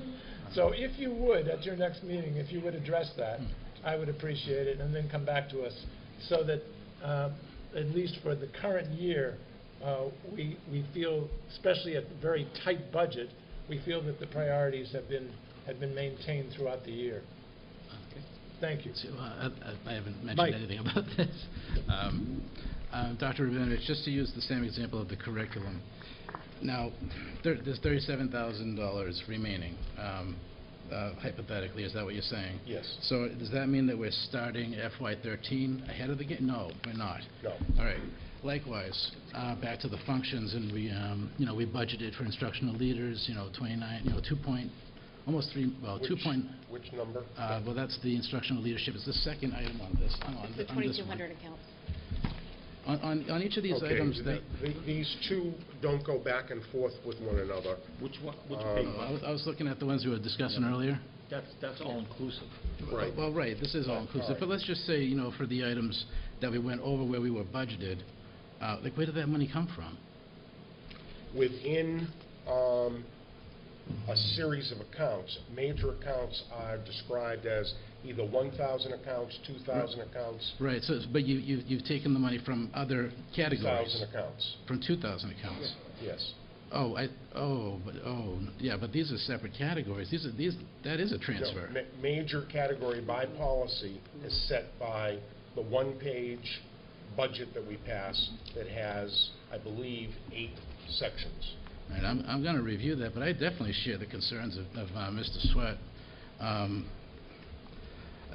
Just to go back to this page here, the one for that came out July 26th. Mm-hmm. Yes. You notice under the transfers, right? Your transfers. There were some transfers that were done. I assume those were approved by the school committee. Transfers to date. It was before my time. For example, item 2250. There was $12,923 transferred out of that account.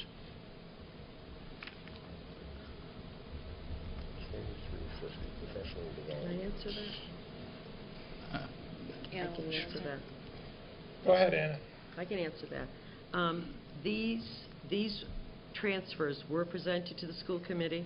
For example, in probably maybe another couple more meetings, we were maybe thinking to wait till October town meeting. For example, we're going to have to come to you to move all the Hammond teacher salaries to go into minor. Okay. All the movement that's happened, All right.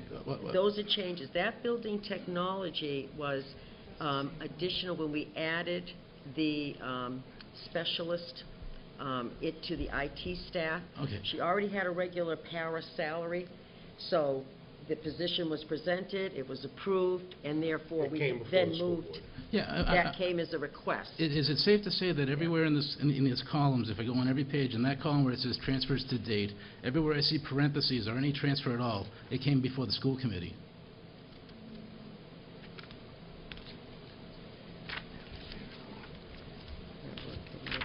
What page are you looking on? It's this Oh, report. looking at the rest of it.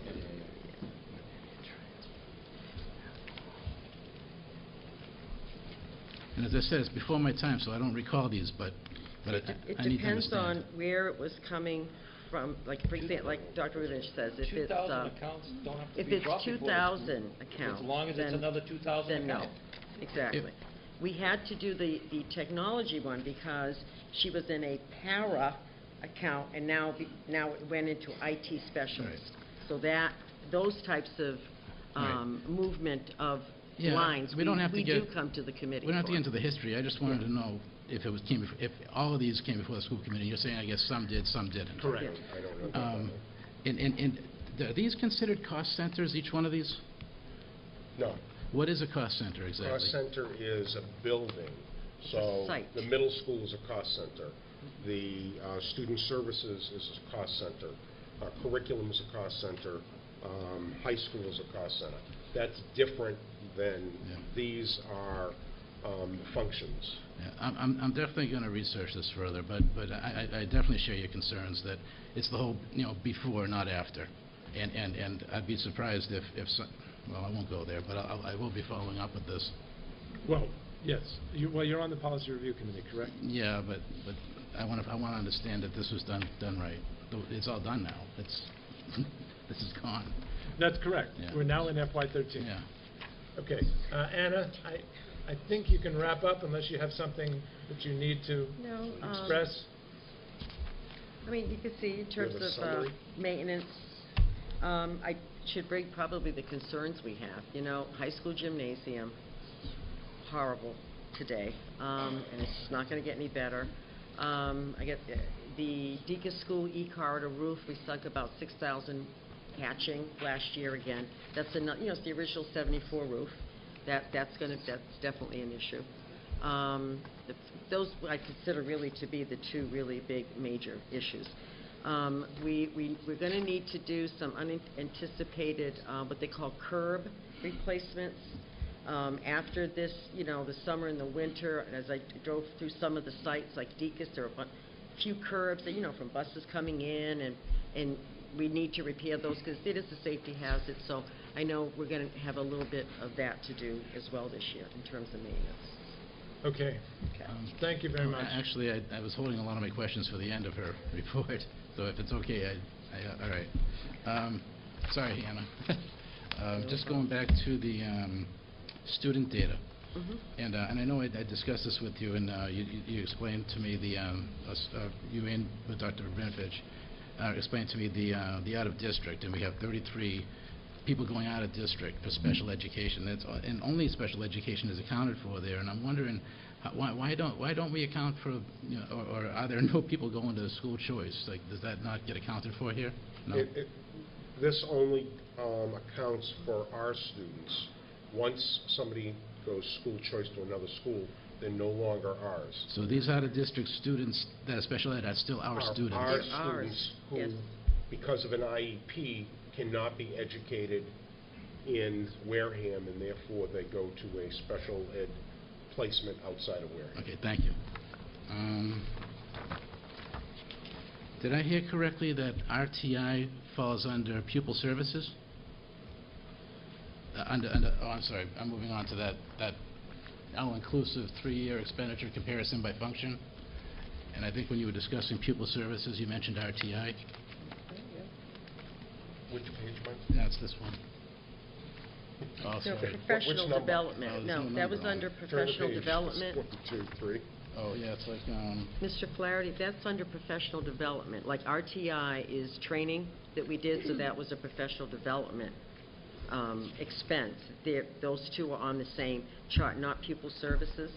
okay, it was professional development. Yeah, then. that was All right. training that we did for RTI in professional development. But that was just training, it's not the actual salaries of the interventionists. No salaries, no. Oh, Professional okay. development is strictly training. Yeah, Okay. yeah. Training, whether it's stipends for teachers or paying the consultants, those types of costs, yeah, come out of professional development. All right, thank you. Mhm. All right. Could you, this might have been described at another meeting, but maybe I'd like to hear it again, I guess, on, I guess you call it the page It's after operations and management, and at the top of my page it reads, our custodial salary line increased because of $470,660 in salaries from the previous year were charged to FY11 Ed Jobs grant reduction. Yes. And I remember you mentioned something about the Ed Jobs. And So, was it 11 that Ed Jobs came? 11. All right. That was 11. Ed Jobs was $860,000. That was the year that the then town administrator felt that half of that money should go to the town and only half of it to the school department. So after town meeting and our budget being cut by that amount of money, we then decided to use the money to pay custodial services, because if we used it to pay teacher salaries, we would have to pay an additional 11% towards teacher retirement. So by doing salaries of custodians, we didn't have to do that, and it saved us 11%. That's why it comes all out of the custodial line. Thank you. And getting back to the free and reduced lunch and how that's been increasing, does that make us qualify for any more Title I aid or anything like that? Unfortunately, no. They've sort of revamped the eligibility criteria. They're going by this federal census information. So the federal that census I of know 10 years ago. Mr. Lozon is not very happy about. So it really isn't. Yeah. Wow. It's not In fact, helping us that's why that we way. lost $140,000 in Title I this year because of that census that was done 10 years ago. Right. Yeah. That's all I have. Thank you. You're welcome. You all set, Anna? Yeah, the only thing is just the very last is the pupil transport, and I think you've already have this information. And we're about to get a report. Yeah, in terms of the, the deficit that, and how we covered it last year, and then that really is it. That completes it. Thank you very much. You're Jeff? welcome. Thank you, Anna.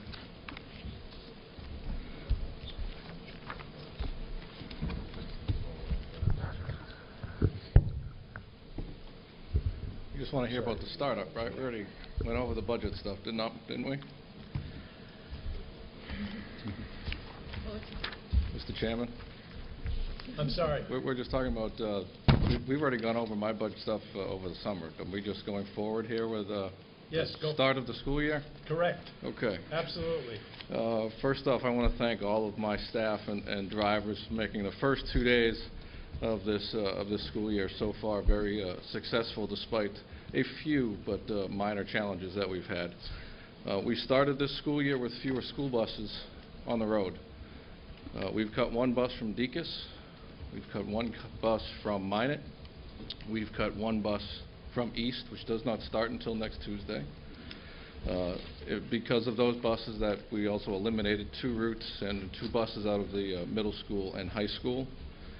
In addition to that, we've also combined the Minot special needs buses with the East preschool because of the time difference. We have time that we can actually utilize those a little bit better. These cuts have pushed our buses to capacity, but it's getting done. We do, like I said, we have a few minor issues we still need to address, and we'll address them. But to this point, every student has gotten to school and home safely on the school buses who requires one. Jeff, 1 second. Can I just ask, can you go into a little bit more detail on why you were able to cut? Was it because less students? Was it a change in routes? Why were you able to cut so many buses? Necessity. There was, obviously we need to do everything that we possibly can to save money. Some of these cuts are difficult. They've really put a time restraint on the drivers. They put longer routes in some cases. We've had to bunch up some neighborhoods. There's longer rides for some students. But as I was requested to do, we have maximized the routes to what I feel at this point is, I will say, near capacity. Because obviously if people move in, there'll be room for them. But we are at near capacity because I've been asked to maximize routes. just a follow-up question to that. So you said that in some cases students are riding the bus longer. Are we above average when it comes No. to the average length No. of? No. Okay. Well, by longer, I'm talking minutes, not, tens Hours. of minutes. So we're talking maybe 10 minutes at the most in any particular situation. Just to be clear, if we go back a year ago, your pick-up and drop-off fleet was how many buses? 23. And as of today, your pick-up and drop-off fleet that you need with these changes is how many? 21. So you've eliminated... Now, quite a- that's regular education, full-size school buses. Exactly. Okay. Yep, got it.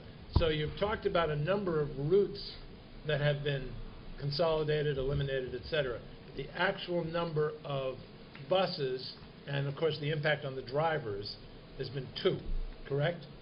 There are 2 less routes. Those buses are not off of the road, but they're parked as spare buses. Understood. Okay. Understood. And Yes. presume, yes, okay. And what do you suspect? Because as we've talked about, I want these occupancy numbers to be tested in real time. What do you suspect the drop-off and pickup occupancy percentages will be in a couple of weeks when things have stabilized? Can you ask me that one more time? In other words, if it's a 77-passenger Correct. bus... Yes, By the which way, is that's- for elementary school. I was about to say, 77 is for elementary school Middle kids. school, high school, it's roughly 50.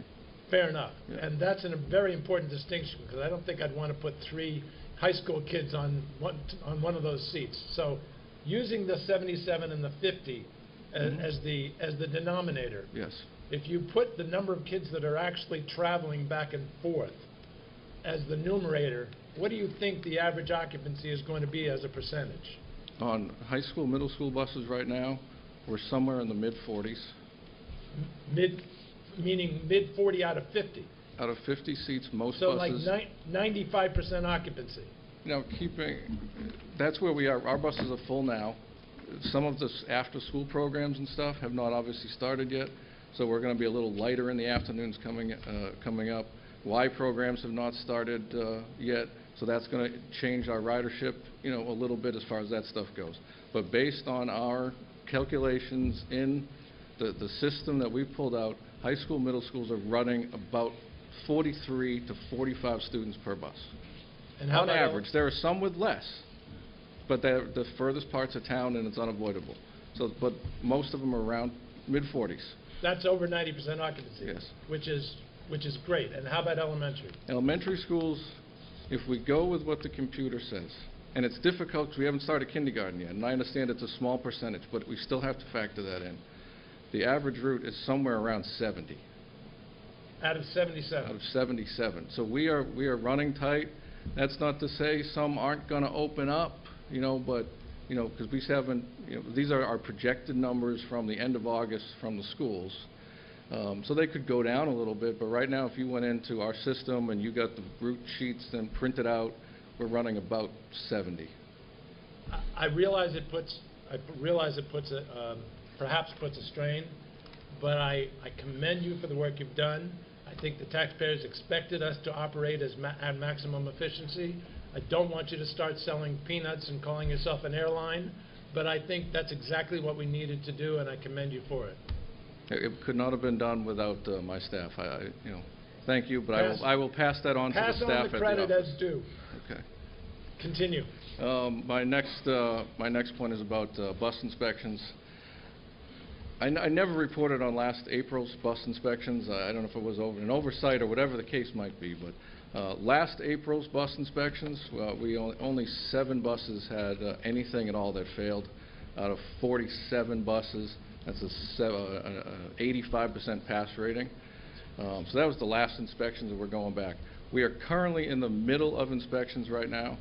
Right now, 39 of 48 buses. There was one additional one because bus 14 has been repaired and put back on the road. We did not purchase any additional vehicles to add that one. It was an existing vehicle that's been repaired. So that's why we're back to 48. So 39 inspections have been done, 28 have passed. on their first round of inspections. All of the vehicles have passed. We have no vehicles that are currently out of service, but at some point 11 of those vehicles did have a failure of some type. So that's about 72% where we are right now, with an additional 11 inspections to be done in the middle of September when we're scheduled for. Yes. Would it be appropriate, since Mr. Tatro has brought up inspections, for you to perhaps talk about the reporter that came? No. Okay.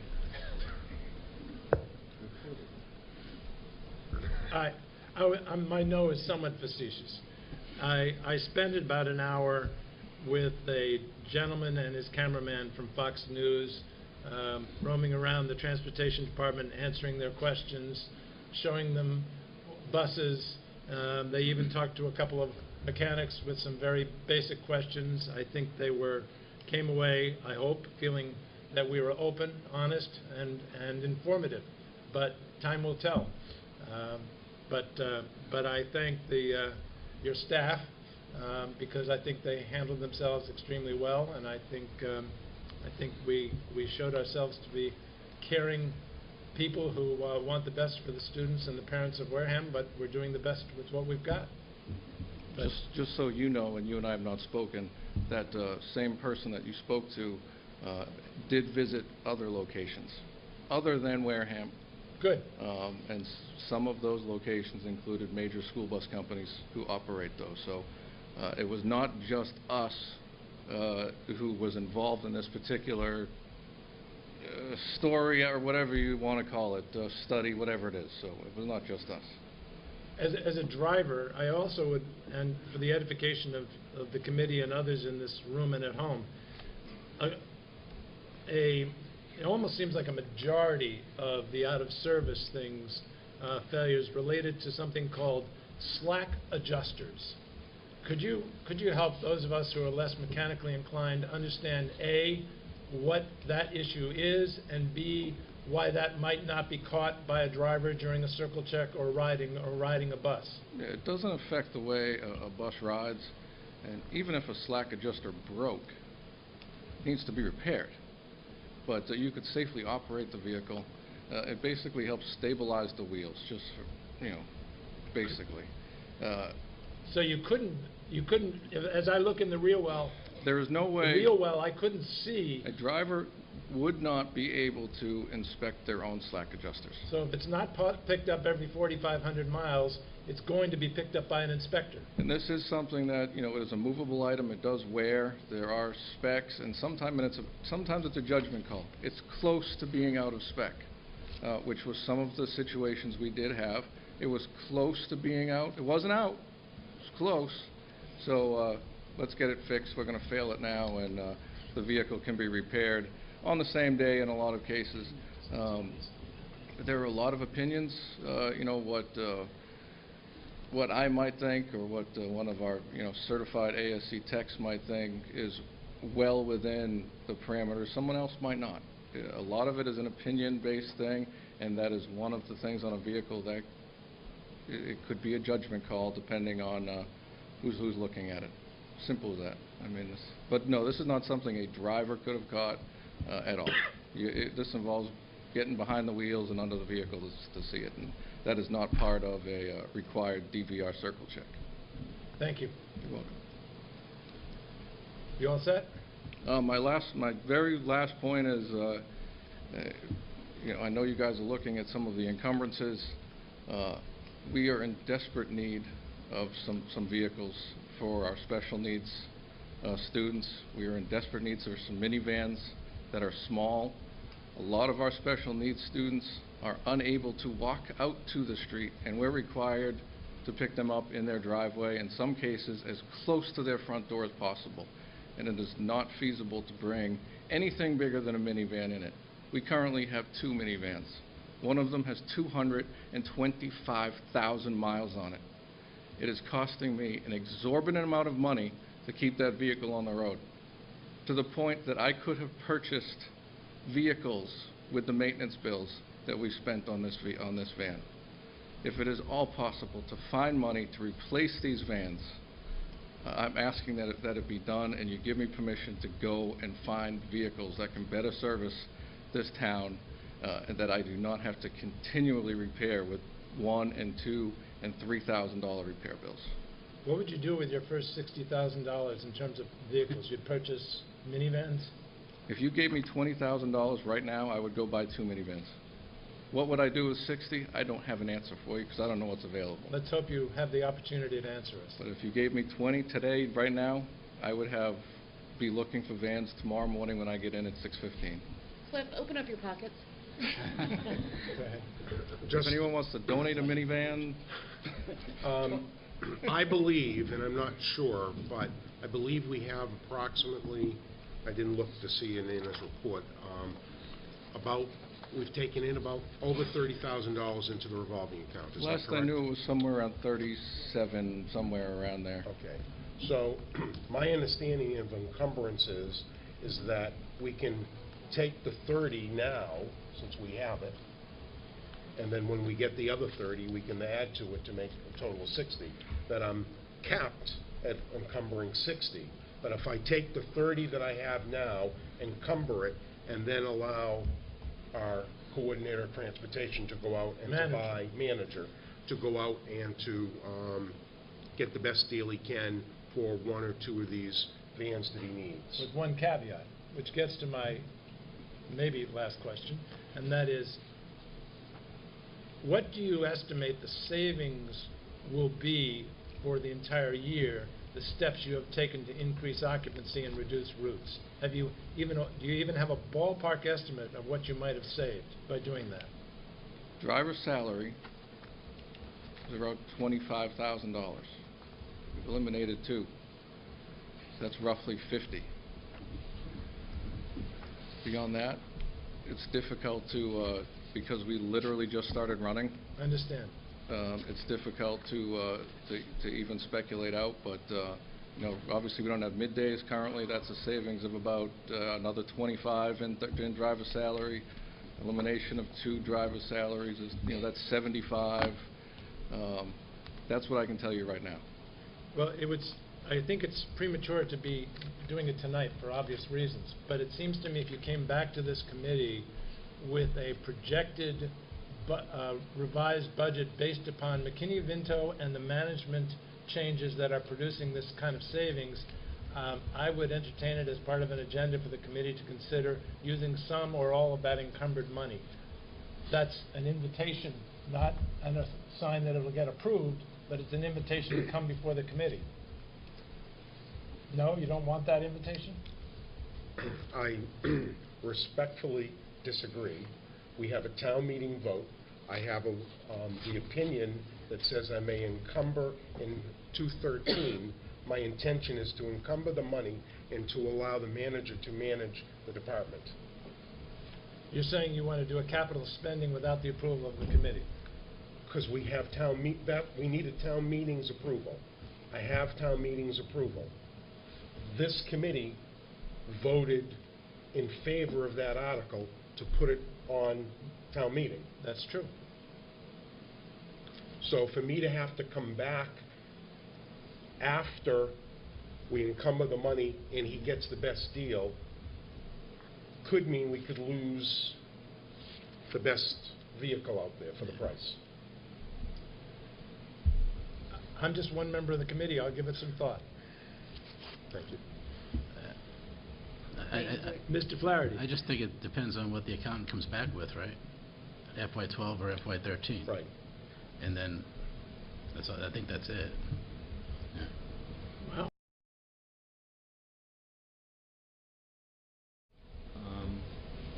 to transfer $120,053.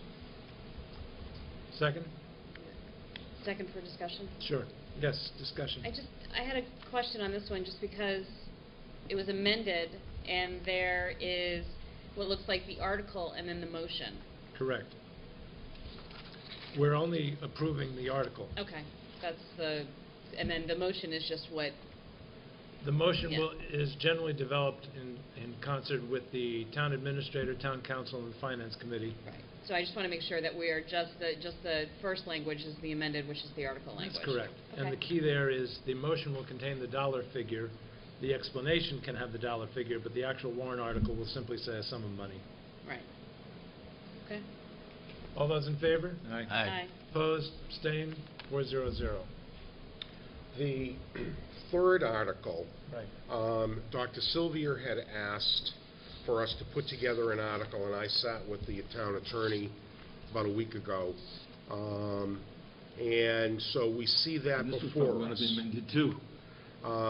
To see if the town will vote to raise and appropriate, borrow, or transfer from available funds the sum of $110,000 for the purpose of funding repairs to the Wareham High School gymnasium roof, including ancillary costs, or take any action relative thereto. Now, at the same time, I was made aware by the chairman of the Capital Planning Committee that Capital Planning was planning an article, and I believe in your package you also have that article, which includes the $110,000 for roof repair. So it seems we have two possibilities. One is we can approve to move ahead on Dr. Sylvia's article as an insurance policy that if the full amount does not pass for $350,000, including the $110,000, there would be a second article just dealing with the roof, which would become moot if this passed. Now, I haven't, the town moderator was away, I haven't talked to her since, but, so that's why we're here to ask you to, I guess, vote in favor of Dr. Sylvia's motion, but also to support the capital planning warrant article. Yes, questions? Cliff? I'd like to personally thank the Capital Planning Committee for their insight and their hard work on this, and certainly if this does show up on the warrant, because this is still not on the warrant, is that correct? That's my understanding. Okay. If this does show up on the warrant, I would certainly support it, and I would argue for its passage.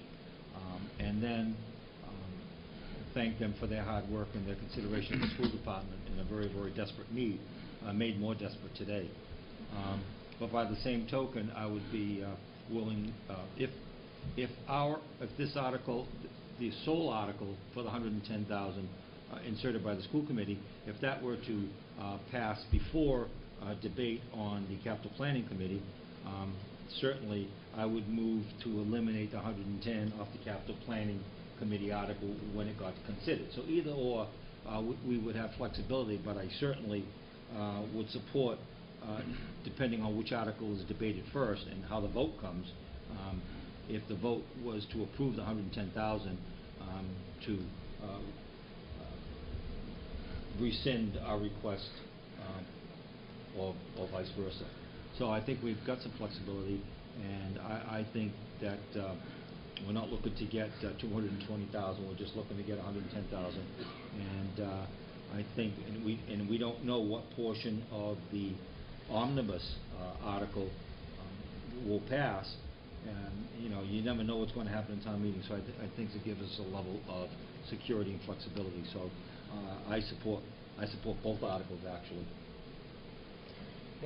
Yeah, just a point of clarification, the article that, not the capital planning article, but the other one, even if that passed at town meeting, it would still need to go to an election, correct? No, ma'am. No. This is not a debt exclusion article. This is To raise and Right, it's appropriate. just to be able Raise to and borrow it, appropriate. basically the town, okay. well, borrow or take from free cash. Yes. Yeah. Or wherever.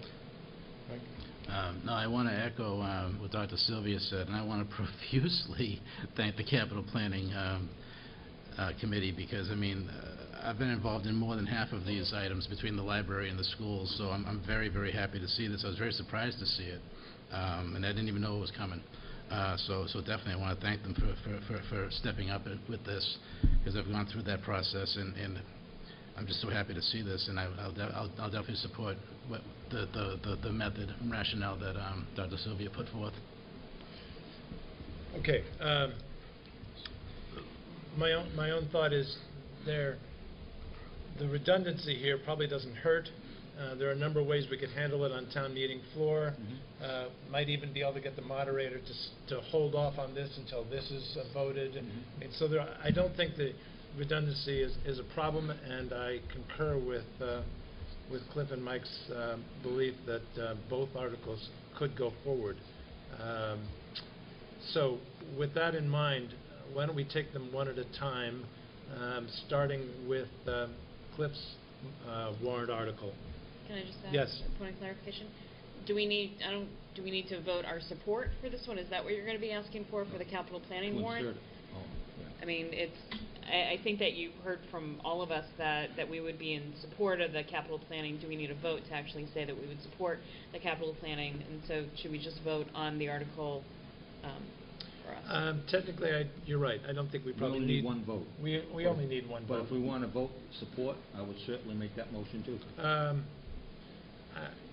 I don't think it's necessary, but I'll certainly express it. I have reached out to the chairman of capital planning. By the way, they're meeting on Friday, I believe Friday morning. If anybody has time to go there, and there's a deadline for their article as well as ours. I believe it's the 11th or something like that, maybe even the 7th. 7th was the original deadline. I believe there may be some flexibility for town departments. Yeah, that's the impression I got as well.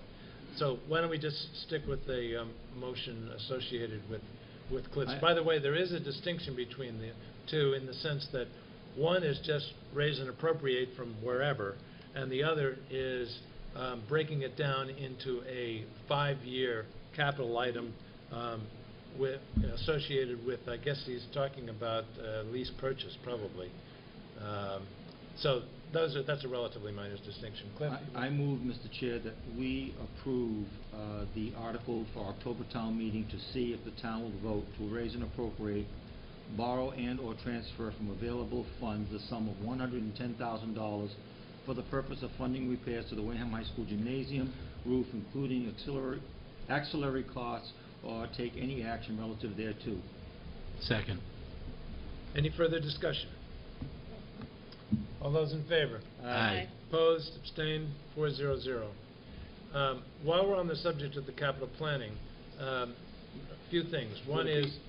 Mr. Chair, would it be, point of order, would it be appropriate to have a motion for support? If you would like to make it, I have no problem with that, if you'd like to. No, I don't want to make it if you don't think it's necessary, but... I don't think it's necessary, but I don't think it hurts.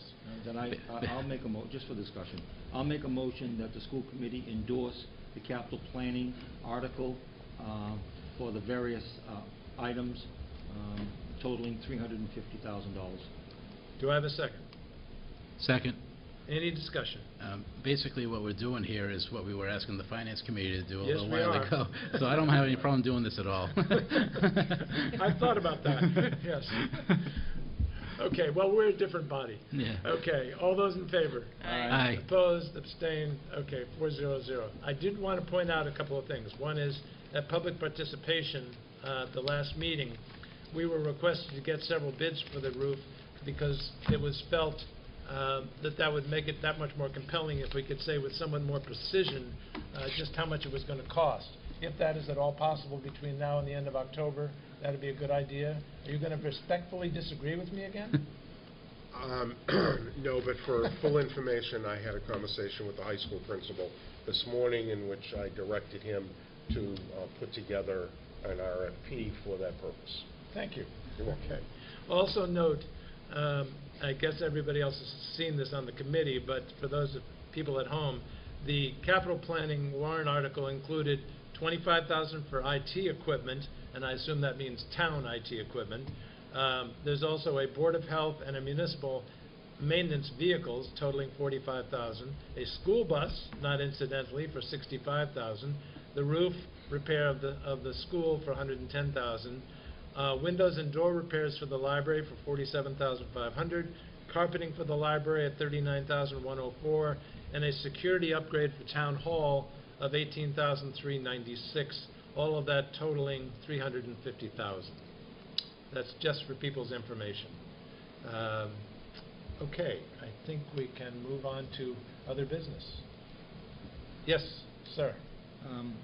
Mr. Fonts had to leave on a personal matter, but he asked me to bring this up. And I don't know if we want to discuss it tonight or some other time. But he has gotten several complaints that because of the beginning of school, Can't hear you. food. We can't hear you because of the fan around. Mr. Fonts That's asked me to... twice tonight, Cliff, I just know. for the record. Mr. Fonts asked me to bring this up because in his absence, he said several complaints about food being taken out of kids' hands because they didn't have money or their account wasn't up to date. I don't know if this is true, but he indicated that he's gotten 2 separate complaints. If that is the case, I have a real problem with that, and so does he. So I'd like to make sure that the kids are eating and they're not being embarrassed by having their food taken out of their hands. Wow. Mr. Fonts did bring that item to my attention and asked me to look into it, and we had agreed that that's how we would handle it, and he Well, would he wrote ask me a me to note. look into it. Okay. So, I'm just I being told the him I messenger. would, and I will. All right. I wonder if it's possible to put on the agenda, and would it be appropriate to have a cafeteria manager talk about the issue? I don't know what school it was either, so. It was Yeah. at the high school. All right. I'll So- leave that up to you, but Yeah. it's We can talk about it when the next That's- agenda setting. That's fine. Okay. Anything else, Cliff? Yeah, we could probably do this all in one, but we usually get an AP testing report, an SAT testing report, and an October 1 enrollment report. You might want to, I'd appreciate it if maybe we could lump all those together and put it on there. And then, can we, do we have a timeline? Yes. Do we have a timeline for the superintendent's evaluation? Yes, we do. His self-evaluation will be in 2 weeks. Okay, Which is shortly after the MCAS embargo is over, okay, and then 2 weeks after that will be our all right. process. And then the last thing is, I apologize for being late. It was unavoidable, but I had to go to the men's room bad, and we don't even have any soap dispensers in this lavatory here, so I don't think that that's real healthy.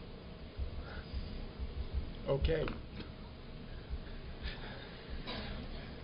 Any other new business? Yes, Rhonda? I just have, again, I don't want to put more things on our agenda, but the school year has started. We did have a presentation on 2 staff that have, 2 new staff that have a responsibility of the volunteer program. There hasn't, at least a parent in the school system, I was hoping that there would be more of a push for volunteerism, especially right out of the school, and it might still be coming, pretty much getting the kids in, but you know, we've had tonight as well as at the open forum on the budget, where we have a lot of parents based on last vote and the difficult budget cycle that they're screaming to get involved, and I think that it's the responsibility of us and our administrators to be able to do whatever's possible to get out all the opportunities that are available there, and especially to all of the parents in our system and exactly how they can get involved.